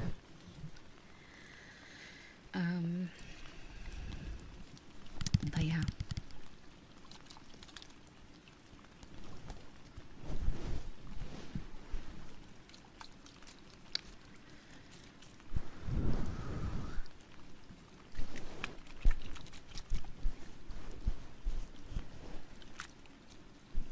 But yeah, I think the mental restoration, or kind of just relaxing your brain, is the thing I seek the most when I sleep, which is why I've been starting napping. I don't necessarily nap to get rest. Sometimes there is times where I just need to like redo sleep, like a speed run to get better sleep, you know what I mean? So I'll sleep real quick, like a quick nap to kind of reset. But that reset isn't, it's mostly just to get my brain right. I feel like there's just days where I just get terrible sleep and I'm just not, my brain's not all there. That as well. I heard that exercise as well does help. But that's the thing, I feel like lately, at least compared to last year, I'm more active than I was prior, but like, I just don't know if that even reset. Is that my new name? Reset. I just don't know. I think it's beyond that at this point. It's like fricked. Like, I think there's times I think I described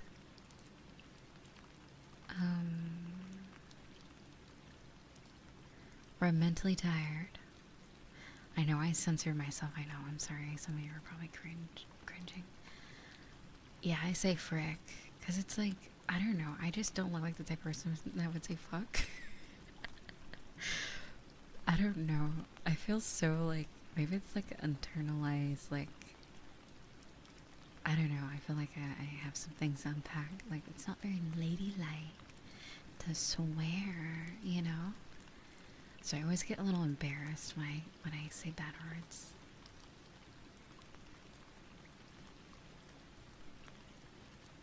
Say frick. Also, bad day. Thank you so much for the tips, sweetie.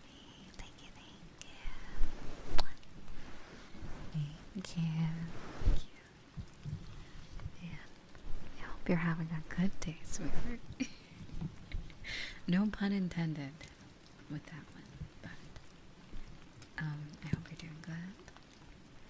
I hope you're resting well.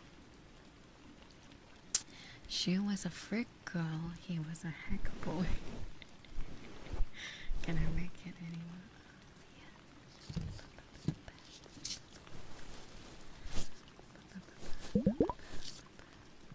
That's great. I go to sleep at 10 a.m. and don't remember the last time I saw. Oh my god, right. So wait. Oh, so you sleep through like the daytime. That's such an interesting. You're like living in like, I don't know, that's interesting. It's like nighttime all the time for you. Like a dystopian film. Or like what? Like a Halloween. It's always nighttime here in this forest. I don't know. Like some kind of story. That's interesting.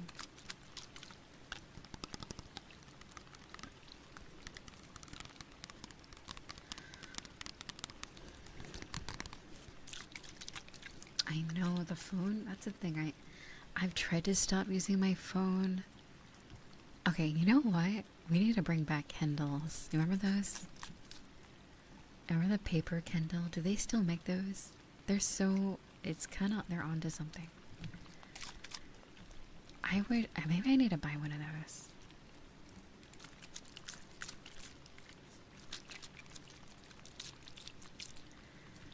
Cause like, I used to have one like many years ago.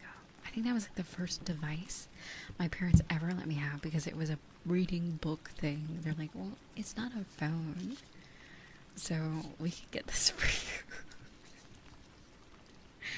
I'm like, yeah, of course you'll get me a Kindle, but not like other stuff. But anyway, it was cool. I enjoyed it actually. You could read manga on there too. You could read pretty much anything that was like black and white. I mean, obviously, I remember that was like back in the olden days too, so it had this little internet browser thing. Like I could use pretty much most social media except YouTube. But then the main, I think you can buy graphic novels is what they call them. They're basically manga. It's the same thing. Graphic novels, manga. I think you can buy graphic novels, and that's in secret, I would get those as well. As well as just the summer reading or just books that I had to read. Yes, the olden days, as in the 2000s or 2010s, yeah.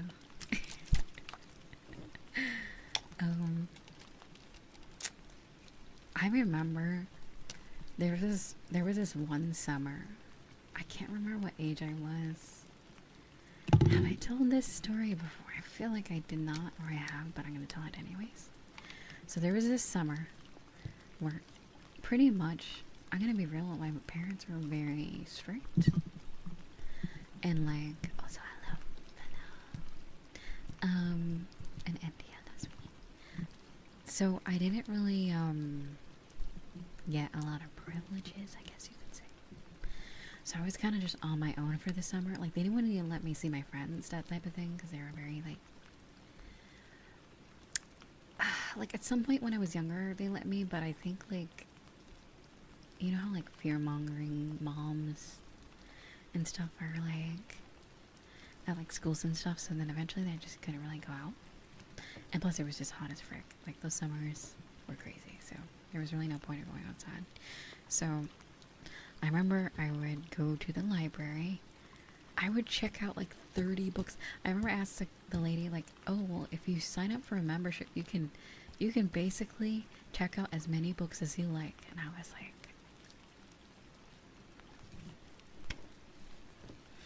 this is also back when I didn't have internet access, so I was like, I gotta do something with my life.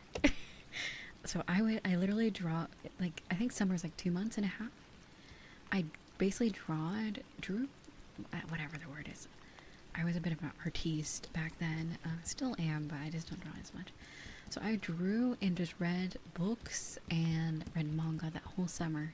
And I gotta say, that was the most, like, I think it definitely had, it's like a core memory for me. I can't remember what summer that was, but that was such a core memory for me because I started reading a manga called Black Clover and Yotsuba. Has anyone heard of Yotsuba? It's in the Lucky Star universe for some reason. I don't even know. But I never watched Lucky Star, but I read Yotsuba, and that manga, I can't. It's so great. I love it. But yeah, I can't remember a thing about Black Clover. I need to watch the show. I need to watch the anime.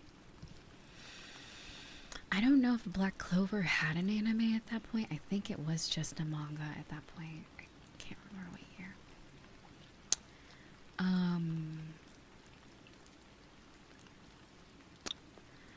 And then there was a book called Cross Game. It was a manga called Cross Game. It had that very like shoujo anime old aesthetic. Is that like the old timey like 90s anime manga type of style? Oh, it's a bit of a sad, the best way I can describe it. Do you know this, like, a movie called Bridge to Terabithia? You remember that movie? Although they're not similar, I think they have a similar sentiment in some regards. It's just, it technically is a book for, like, young, or like, it's for a younger audience, but it has very heavy topics. I feel like, and I'm like, it was, oh my god, it got me on my feels like all the time. It was so sad, but then it had a very optimistic turn around, I guess, just like that movie. It was Cross Game. It was about baseball, is what it was about. It was a baseball anime or manga about these kids, and yeah, it was just it was very different than what I was reading. I think I also read some of the Bleach. I can't remember all the manga I read, but okay, long story short, that summer, mind you, I'm like a child. Like, I was a child, so I didn't have a car, obviously. And, you know, my relationship with my parents were, like, probably on the rocks. So, at some point, but the library was walking distance was the thing, which is why I could go there. And I think, or was it, did I get driven there? I can't remember if I was driven there or it was walking distance.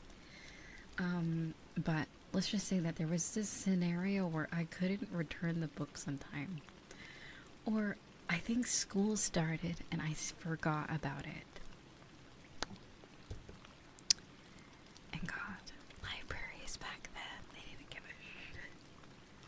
Because once you sign up, that's the thing about when you sign up for like the, you know, library membership, they got your info. So every overdue book, basically by the time school started, so basically I remember I was like, oh my God, I have like 20 books and they're all overdue, and I was stressing. God, I remember that was like the peak of my existence. Like, I thought that was the worst thing ever. Like, I wish I had those problems. Oh my God, I thought it was the end of the world. I was like contemplating some very not good things. I'm like, what do we do? All these charges for all these overdue books. I'm like, what the fuck do I do? So like, I was just like, oh my God. So then I became super stressed. It was so stressful. And I'm like, you know what? This is fucking stupid.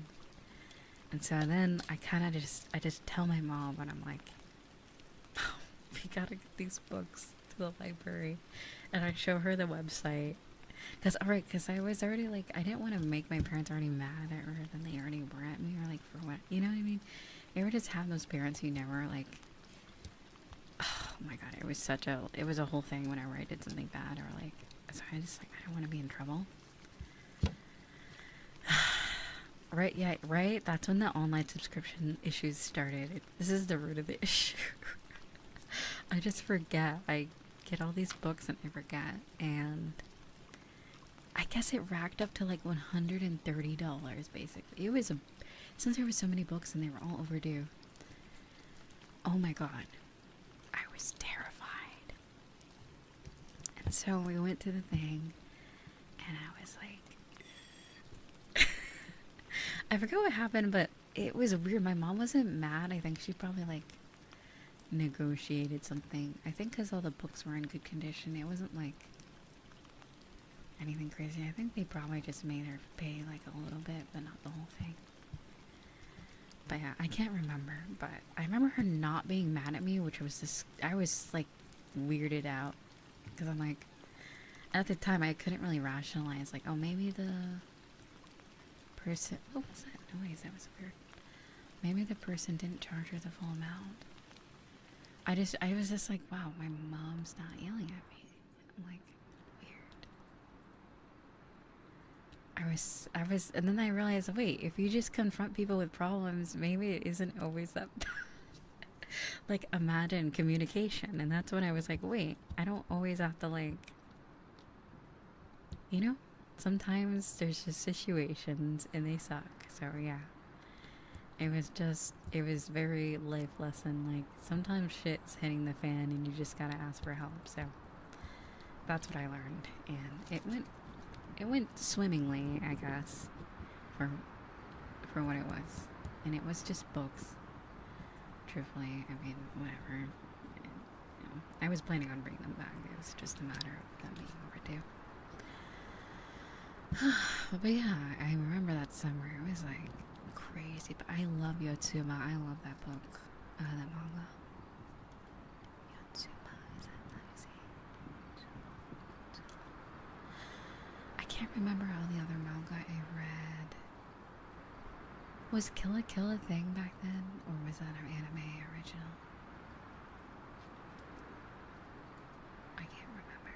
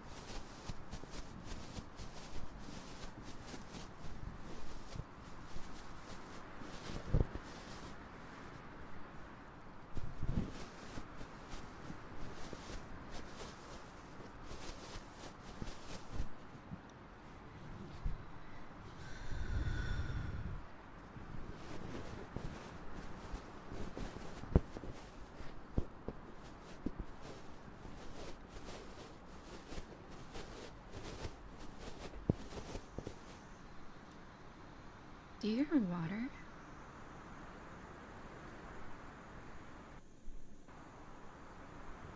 Anyway, oh well. Oh hey, hi Dark. Good to see you. Hello. Me too, that's sweetie. I hear water. It definitely is coming from my mic, I think. Yeah, it was a faucet, if I can tell. It was not a toilet flush.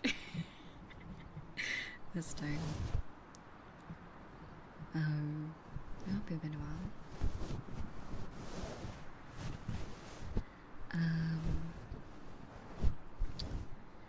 But yeah, well, I forgot what I was talking about before.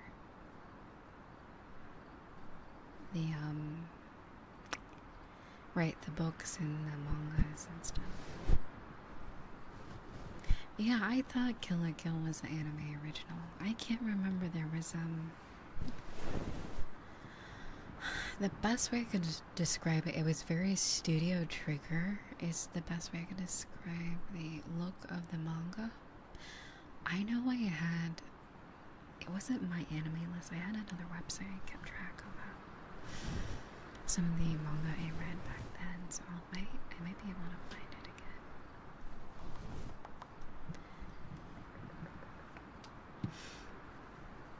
So let me know if the wind sounds are too loud. I'll just turn it down just a little bit.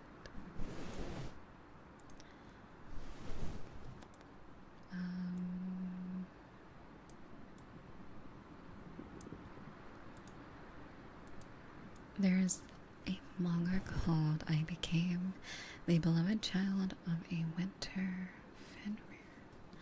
Interesting. Let me look that up.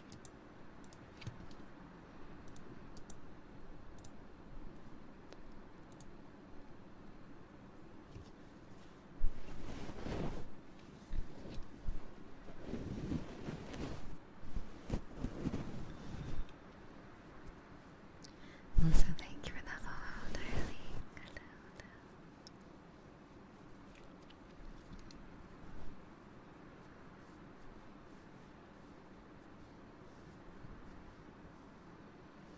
Oh, interesting. So is it a light novel and a manga? Is that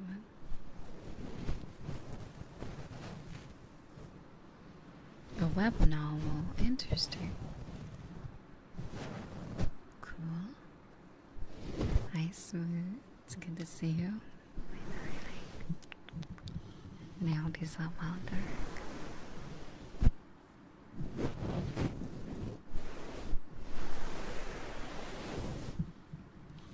Sleepy, sleepy, sleepy.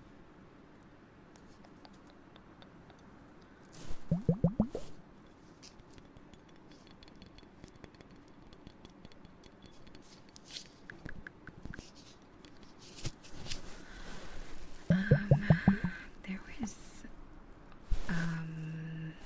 what, no, it wasn't Spice, was it Spice Wolf? No, Spice Wolf was a book, right? I mix up my shows and my manga very easily. But there was one.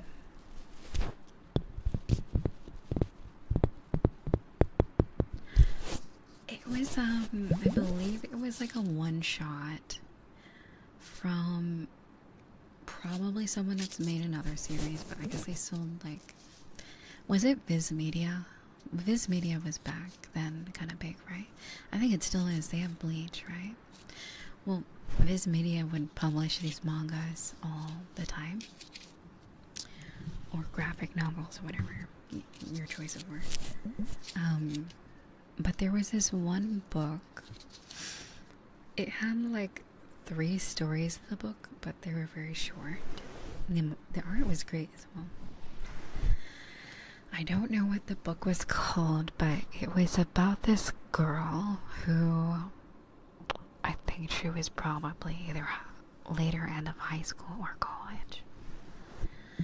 And I guess in the book, I guess she had a family member that was like, well, you're still single and we need to find you a husband. I guess she was getting to the point where they're like, oh, if you don't do this now, you'll be alone forever. And she was very like against it because she had already fallen in love with someone else or something like that. It was an arranged marriage type of thing. And so throughout this whole book, you know, there's all this other stuff that happens. And mainly the main focus is that she's in love with this guy. And she's also trying to, her family's trying to arrange a marriage for her. And the day, like, they're like, oh, we have some, like, suitors for you. You should look at this one. She picks up the card and throws it and runs away from home or some shit. And she never looks at the card. I mean, I think you guys can tell where this is going. She never looks at the suitor. She never looks at the card. She's like, fuck you guys, I'm leaving. And she's all sobbing and all this bullshit. And eventually, like, either a friend of hers or, like, the guy she's talking to was like, it's okay, just figure it out. And, well, I guess work things out afterwards. Like, basically he was encouraging her to just go with it or something, I guess. Or something. I can't remember the friend or the guy. And she's like, alright, fine. So she finally goes home. The last few panels in the manga, it was very short. It was just her going back to the house, picking up the card. She looks shocked, and then the next scene is the guy she's in love with they're getting married. So the guy on the card that they were trying to get her to marry was literally the guy she was already talking to. So, like, I was like, oh, my heart. It was so cute. I was like, no. It was such a twist, even though at least I was very impressionable back then, so I didn't see the twist happening. They definitely made it seem like it wasn't him, and then it turns out it was. And it was like, oh. It was so cute. It was such a cute little, like, short little thing. And, like, the artist was just really good with the facial expressions, because she just, like, at the end her marriage, she just looks so confused. She's like, well, wait, I was making a big deal over, you know, getting married to literally the guy that I was talking to. So it was like, oh my god, it was really cute. It was just like, wow, another scenario. Maybe if we just confront the problems, they're not as bad. Or maybe, like, get advice, or I don't know what the fuck the moral of the story that was, but it was very cute, and it kind of stuck with me. Because I'm like, see, that's like good storytelling. Like, it's not, technically, it wasn't dragged out. It was really short. Like, it really only took you a few minutes to read the whole thing. And yeah, I really liked stuff like that, where it was short and sweet. And then there's the Fruits Basket manga, which is like over 200 chapters, which was a blast. I remember I read through that a long time ago. Fruits Basket was definitely more than just a romance anime. I know it's kind of like advertised as that, but it's got the supernatural element. I feel like the supernatural element in some aspects of the manga and even the anime overpower the romance. It's way more than just romance, truthfully. It's a lot going on in that one, and there's like a billion characters too, so it definitely, I'm glad that you made the remake. I'm actually going through watching that. I'm on like episode 4 or 5. Also, hello, sweetie. Welcome.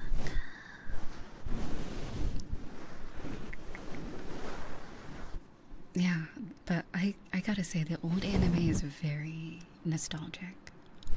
I know people have their gripes about it because it was nothing like the manga, at least for like the later half of the series of the old anime, but it's still kind of like a classic. It's very great. Okay, I have a few. Okay, my favorite character in Fruits Basket is the rooster. the rooster of the Soma family. Don't question it. I have my tastes. Anyway. Secondly, I think the really emo best friend of Toru is also like so real. I forget her name. She's like the occult girl. She's very like spooky is the best way I can.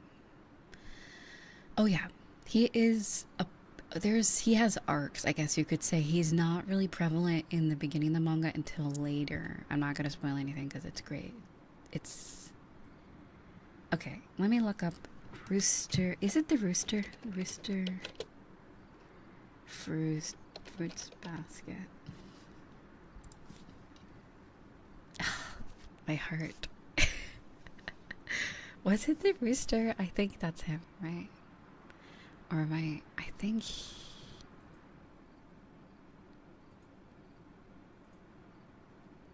I believe that's who I'm thinking of.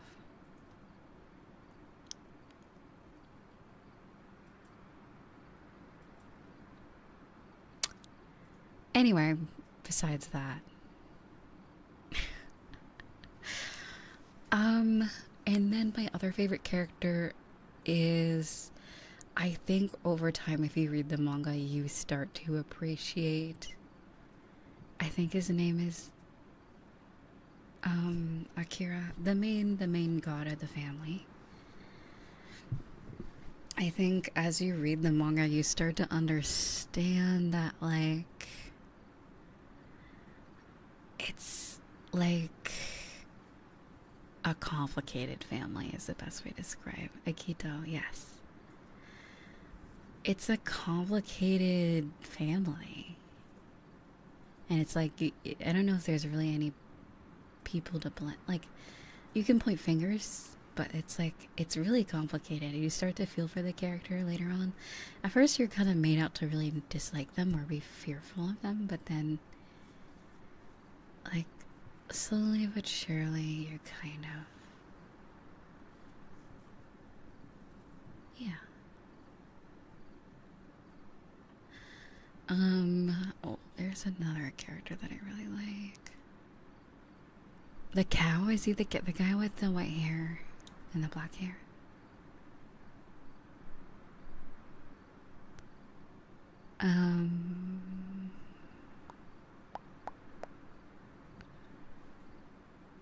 The cow. I like Momiji. He's adorable. I thought his storyline, as well as Kyo's, I think Momiji and Kyo, like, it's kind of just sad. Yeah, like, if you read the manga, even in the anime, it was kind of sad. I'm like, damn, adults suck. Like, I was a kid reading this, I was like, damn, like, people are just fucking mean. Like, yeah. But, yeah, at least in the context for that anime, like, a lot of the characters just did not deserve. The morals you can take from the story is, kids deserve parents, but parents do not deserve their kids sometimes. Is basically Fruits Basket. Fruits Basket, the manga and anime. Truthfully, that quote stands true with that show or manga, because it's just,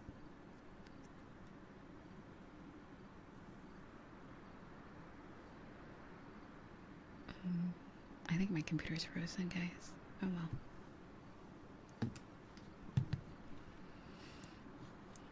Goodbye. I hate fandom wiki. You know what? I've had it. I fucking had it. Fandom wiki with their 8 ads on the website? No way. Okay, anyway, sorry. I'm back.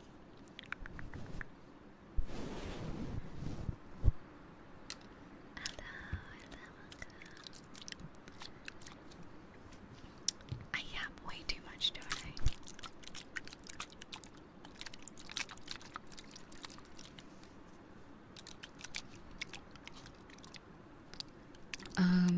But yeah.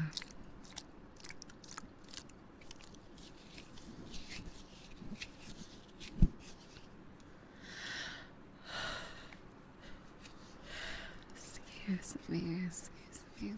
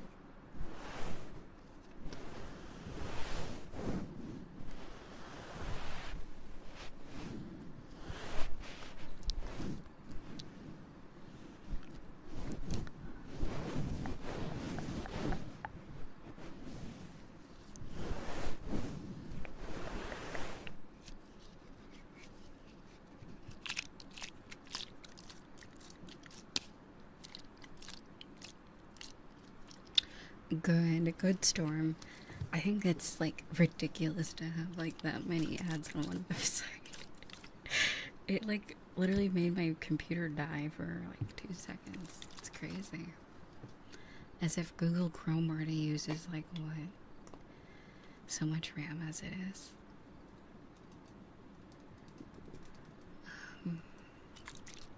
The part of me that wants to watch the older series, but I love it. I love it though. There's something charming about the old Fruits Basket, but I think if you want a true like remake of the manga, you definitely should watch the new one. It saves you a lot of the trouble. Cause like although the old anime is good, it ends abruptly when there's so much more to this story.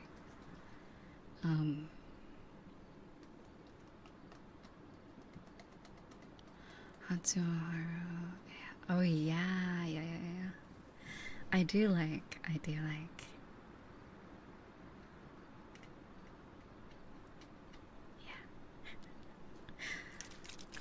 No, Toru grows on you over time. I think Yuki as well.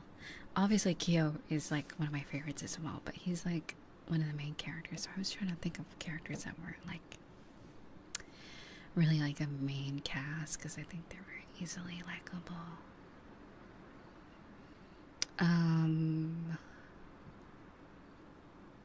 I was gonna say.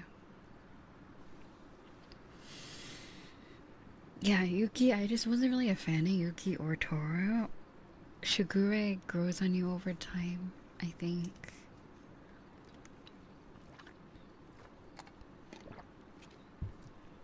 He's your typical gooner character. He's definitely a gooner, but he definitely has more to him later on, I guess.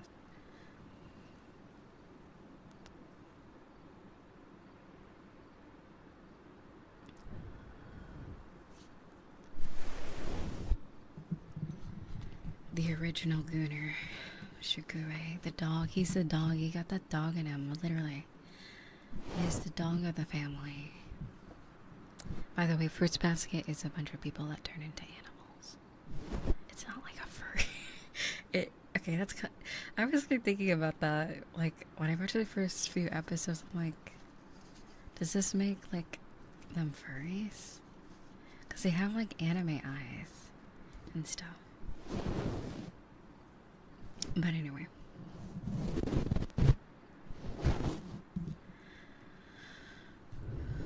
We're talking about Fruits Basket. But yeah, Shigure is the dog.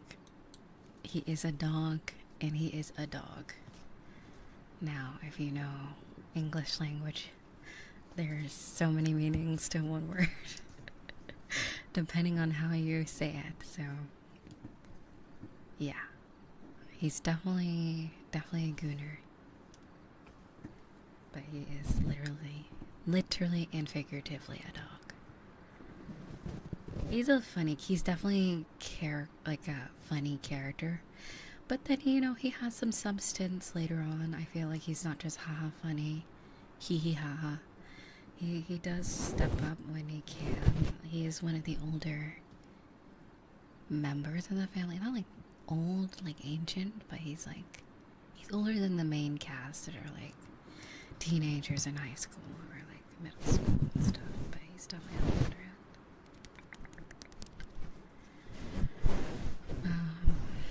end. What other character? I do like the kind of like rebel friend that Toro has. I do like the I forgot her name. Iris. Thank you so much for the raid. Welcome. I was your stream and welcome raiders. And no, it's so good to see you. I know. Hi. We're just talking about Fruits Basket, the anime and manga. Spoiler free. Welcome. It's so good to see you. Thank you so much.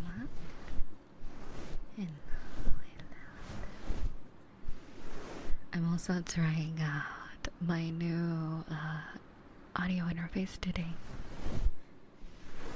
So, occasionally I will mess with the sound, the audio to make it louder or quieter. It's a bit different. Oh yeah. Thank you so much for the raid, sweetheart. And also, if you need to take a break after your stream, I completely understand. Get the rest that you need, or maybe eat something,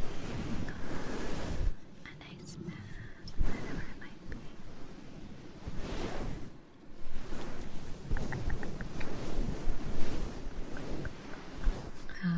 Let's see. And also, thank you for the follow.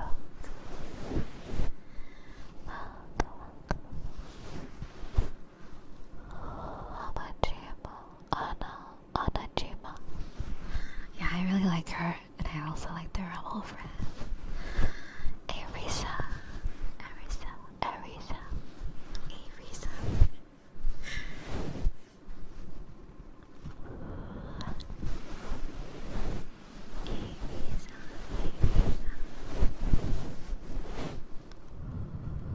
She's also blonde as well.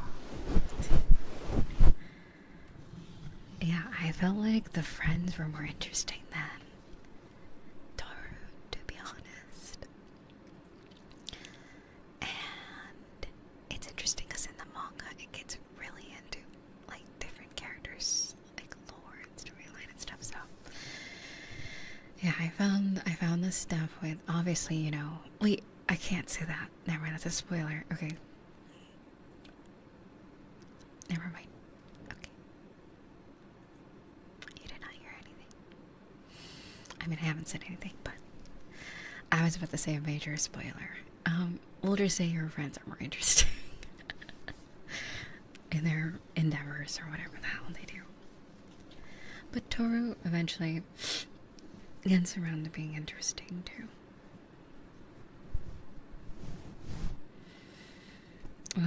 She is like sort of the focal point of the show.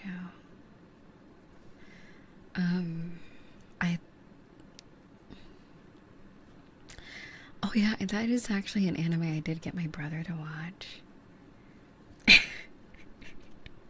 And he called it Pictures with Moving Lips, is what he said. And I'm like, it's a show. And he would get near the TV and mock it whenever they would like talk. Like, he said it was just image with moving mouths, and he would just be like, it was so stupid. I'm like, oh my god. Sharing my hobbies with my family was like such a struggle in my youth, because it's like they weren't mean about it, but they definitely did mock me a little bit with all my interests and stuff. But anyway, yeah, that's what I'm saying. I'm like, I think the only thing that is like CGI anime is maybe more not like moving. I mean, it's just like that's just how it was back then. I feel like now anime is way more animated, especially 3D, because like they'll be like, you know, you could see the character breathing like a CGI anime depending on how realistic it is. Like they're not just standing still with their mouth moving, they're like, you know, like they're standing like a person, you know. So it's a little bit more not stiff, I guess. I don't know. But like I just don't even notice it like that, at least when I watch it.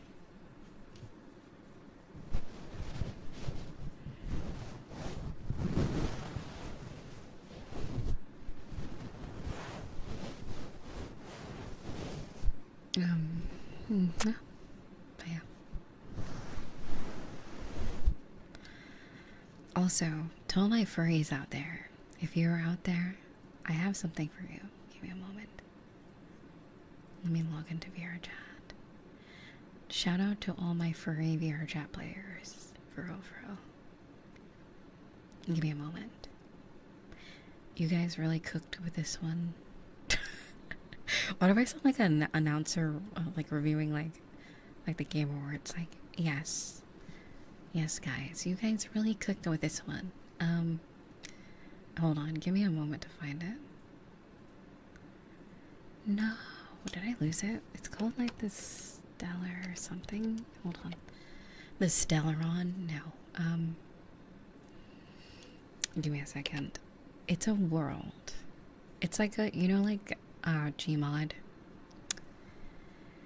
I can't remember what other game I could compare it to. I remember my friend was describing it. It's like, you know, Valve games, like stuff on Steam. They have like a brutalist aesthetic, you know, like the brutalist kind of architecture. Give me a moment to find what I'm talking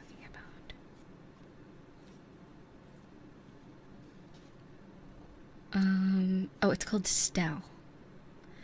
It's called the Ring City Stell is what it's called. Please visit that if you like. I guess it can be considered backroomsy-ish. I wouldn't really describe it like that, but it is made by a furry and there is plenty of furry stuff within it. But it's actually really cool. Like, what are they called? Kobolds? They're like little dinosaur thingies. They're like little dinosaur things.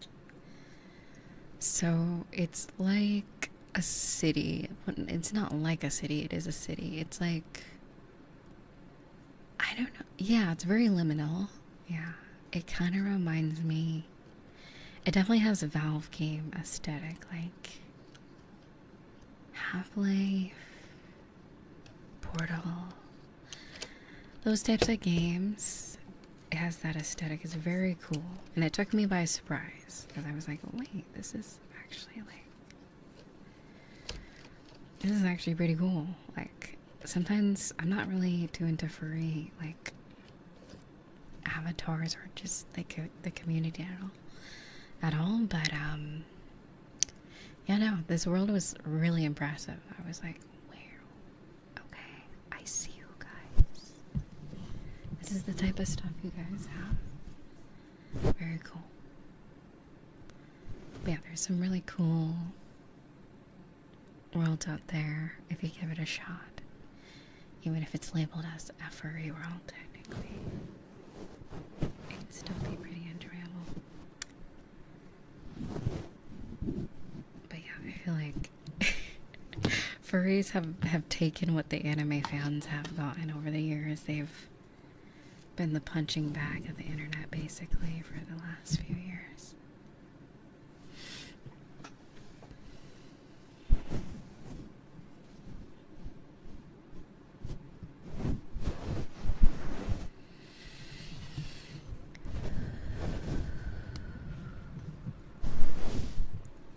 And then we grow up with things like Space Jam and like Looney Tunes and what's that one show? I'm like, are you guys surprised there's so many furries now? I mean, look at all the shows that there used to be. I'm like, geez. Anyway, it's called Rings. Oh, Stell, like Stell from Honkai Star Rail. Here, Ring City Stell. Where is this gonna send? I'll do it through Twitch. There we go. There we go. That's the world name.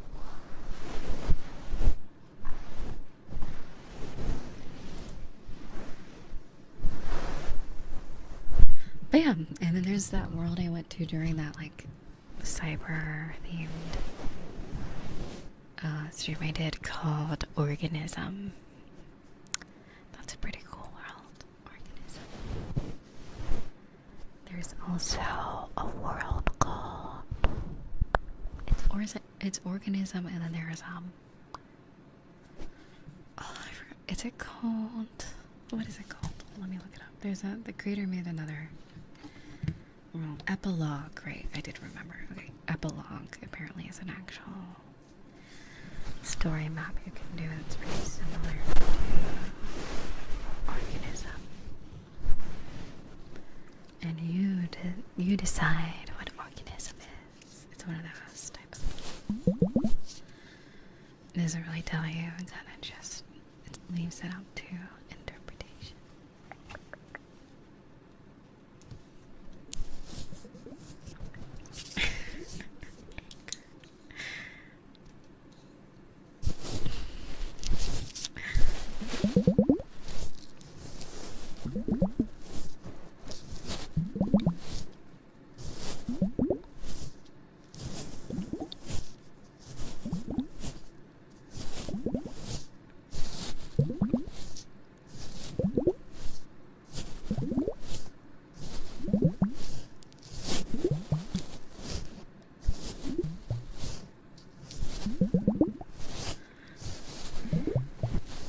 But I will say, I have an out. You know how I have like a billion avatars? And I will say, I have an outfit for every occasion. I also have an outfit for every fan base. Maybe not every fan base, but most. Like, whenever if I'm surrounded by people in like e-boy or e-girl avatars, I'll switch to my, I guess, e-girl-esque avatar. Or if there's a bunch of furries everywhere, then I'll switch to a furry avatar. If I'm just around and out and about, I usually don't change, but sometimes I do that because I think it's funny. Because I'm like, damn, I feel left out. When you're the only, like, when your avatar sticks out like a sore thumb. That's what I tend to do sometimes.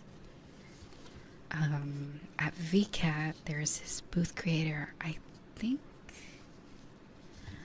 I can't remember if I think it's, let me see. Yeah, VCAT's like a Japanese, like, marketplace. I think now it's, I don't know, I think it's still just in Japan.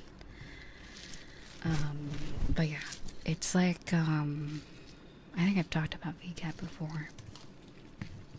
It's where players make like avatar booths, or advertise like a certain thing, like maybe their VTuber content or their assets or some type of technology that they're working on, or like a program. Like there was this thing where you can switch between VR and desktop seamlessly. It's like this app that you can get. I still have yet to download it, but I found it at the last VCAT, and I thought that was so cool. Because it is such a pain to switch between VR and desktop sometimes. So it's very, very cool that someone made something like that. But anyway, they make these very like anime-esque furry. What do they call it? There's a very specific name, but I can't remember what the word is. I can't remember, but they're very like humanoid, but they have some furry aspects to them. Excuse me. But they look really cool. And I'm like, I can't deny these look pretty cool. So sometimes I use them. The one thing I can't get with, as much as I like Halo 2, that's the only one I really played. I just can't bring myself to wear a Spartan. Or it's just like, it's just so unlike me, I feel. But yeah, it's typically what I do. But when I do wear one, it's typically one of those. Is it called Neko Mimi? Is that what it's called? Yeah, I think that might be correct. Yeah, I really like those. Those are really cute.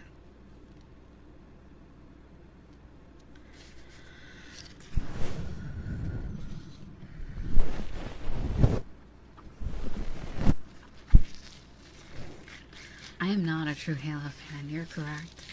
You're absolutely right. Oh, I played Reach. I played Halo Reach and I played Halo 2. I have the Master Chief Collection, but I've only played a little bit. That would be so much fun to get into. That's multiplayer too. They really cook with that, making it multiplayer and on PC.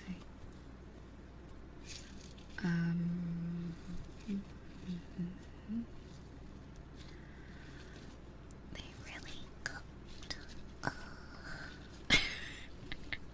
Anyway. Purchase again? What do you mean purchase again? Oh.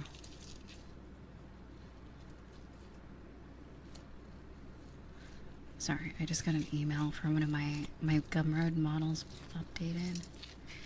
And I had to go to the website to get the new version of it, but then it said buy it again. I'm like, fuck that. But no, I can just download it.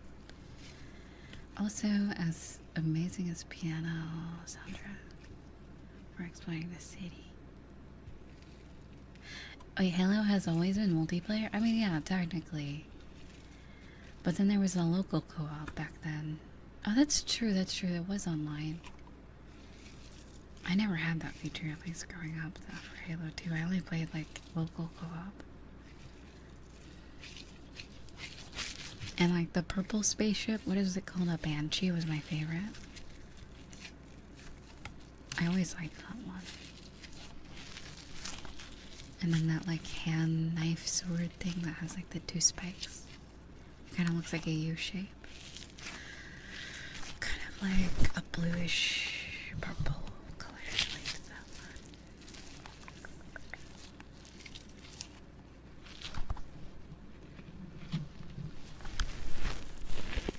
But yeah.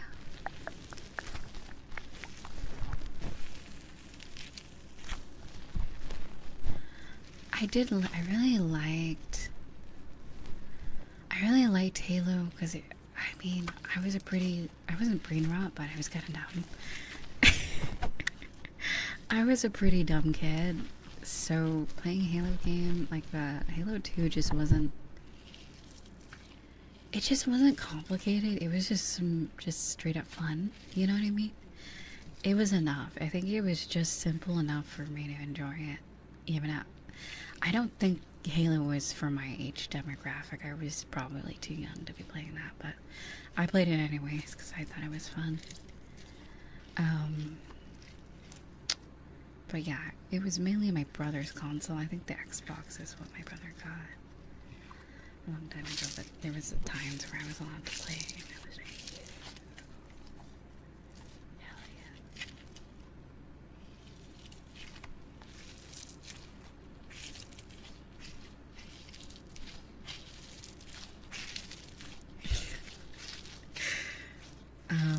And then I eventually became like more of a PlayStation person. And there was like, okay, there was this game. I referred from picking it up because it's so cursed. But on the PlayStation, there was a, you remember the movie Robots? I don't think it was Disney. Was it DreamWorks?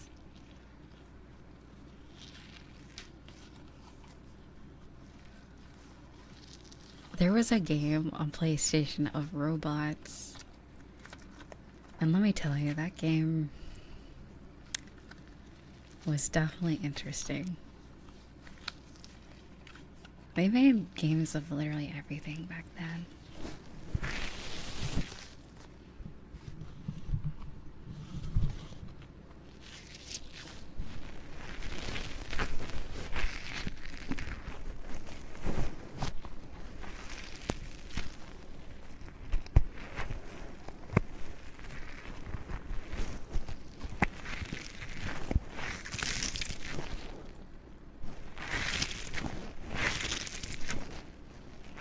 Wait, does Chrome just update randomly? Oh, that's interesting. I didn't even notice that updated. Maybe that's why it was freezing earlier. I wonder that's what it was.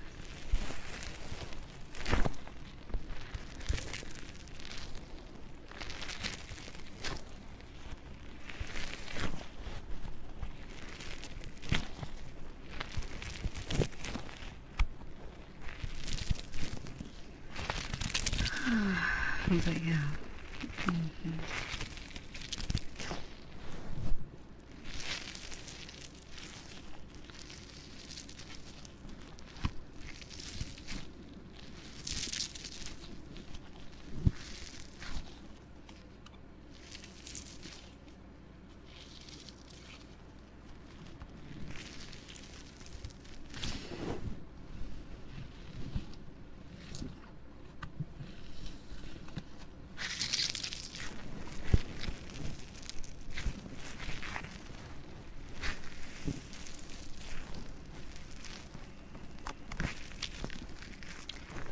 I remember there was one of the Hulk games where there was like, it was very like GTA-esque. There was a main story, but then you could just go around and do whatever the hell you wanted in the city. And there was these balloons that you could grab onto. And you could float around the whole city on these balloons. It was just so much fun. Oh my god, I remember spending just like so much time doing that. I thought it was so fun. I just kind of miss that aspect of certain games. Making very side quest rich is the best way to describe it. Like side quests and like the area that exists. Very like, they just have like a random stuff to do around the city, because sometimes the main story kind of like take a breather, you know? You kind of want to take a break. Take a break, take a break.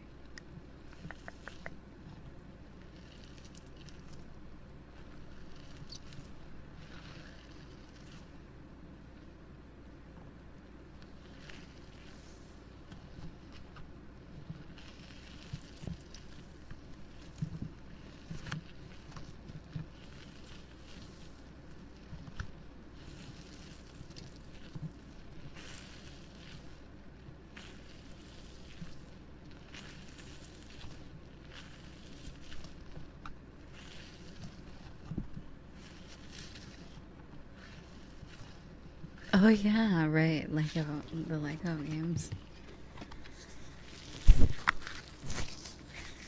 I'm pretty sure that Disney recently added a lot of their old games onto Steam, but like, the prices are terrible. Oh, like this game is literally as old as I am. Make that shit like $5 or less.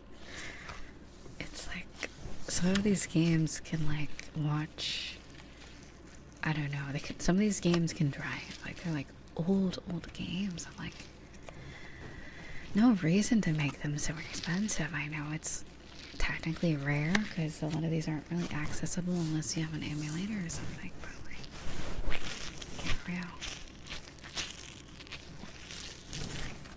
Old games. I mean, aren't they trying to combat the whole emulation thing? They should make it cheaper for people to get the games that they used to have. I feel like the new Lego Star Wars. I didn't know there was a new one.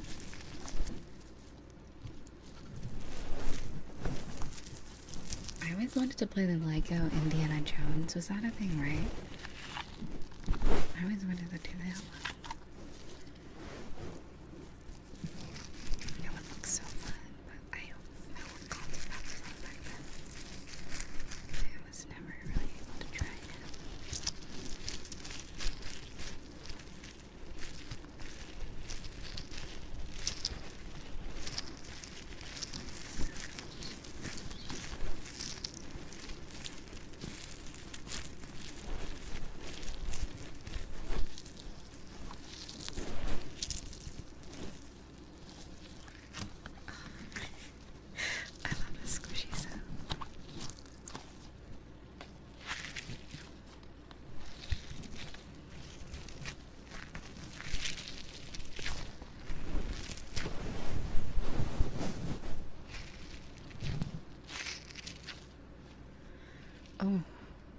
think the TikTok app is like, ooh, oh well.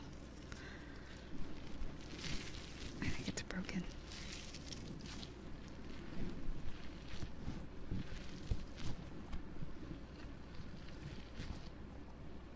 I don't know, it's just not letting me click on anything.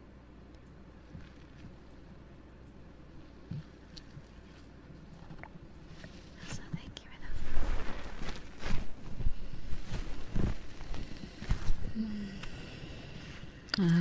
There was something I wanted to do. What was I gonna grab? Oh, right. I was gonna look at TikTok and see if is the live even working. Okay, it seems to be working, but I can't touch anything on the app.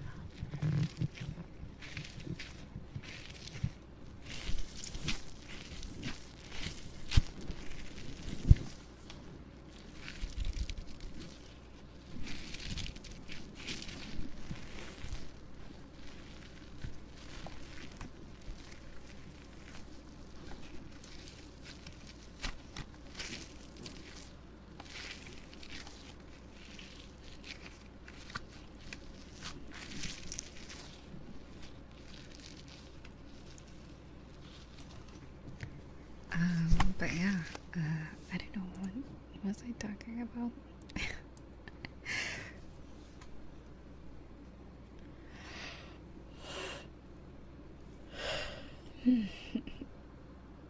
Here's me.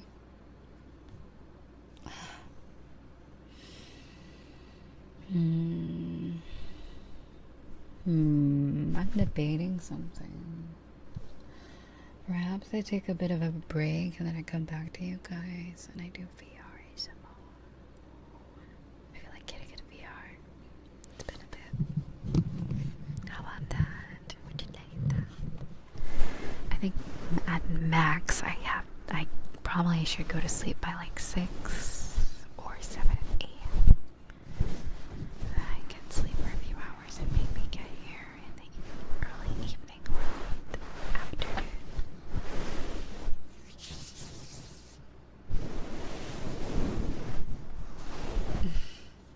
Alright. I'll see you guys soon, okay? Before I go though, I'll add the redeem that I believe Rex redeemed or made, so that I'll be there when I do it next. What else?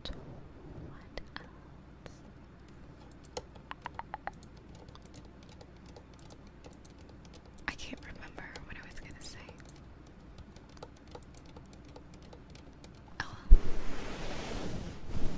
Oh yeah, we have to try this audio interface out with the 3D house, so that'll be interesting. Alright. I'll see you guys soon, okay? Let me make sure I do put the stream on. I'm only sleeping.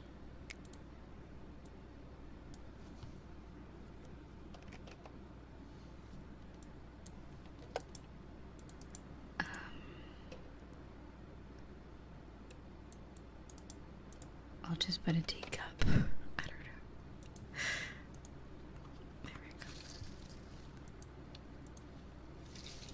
BRB. Alright.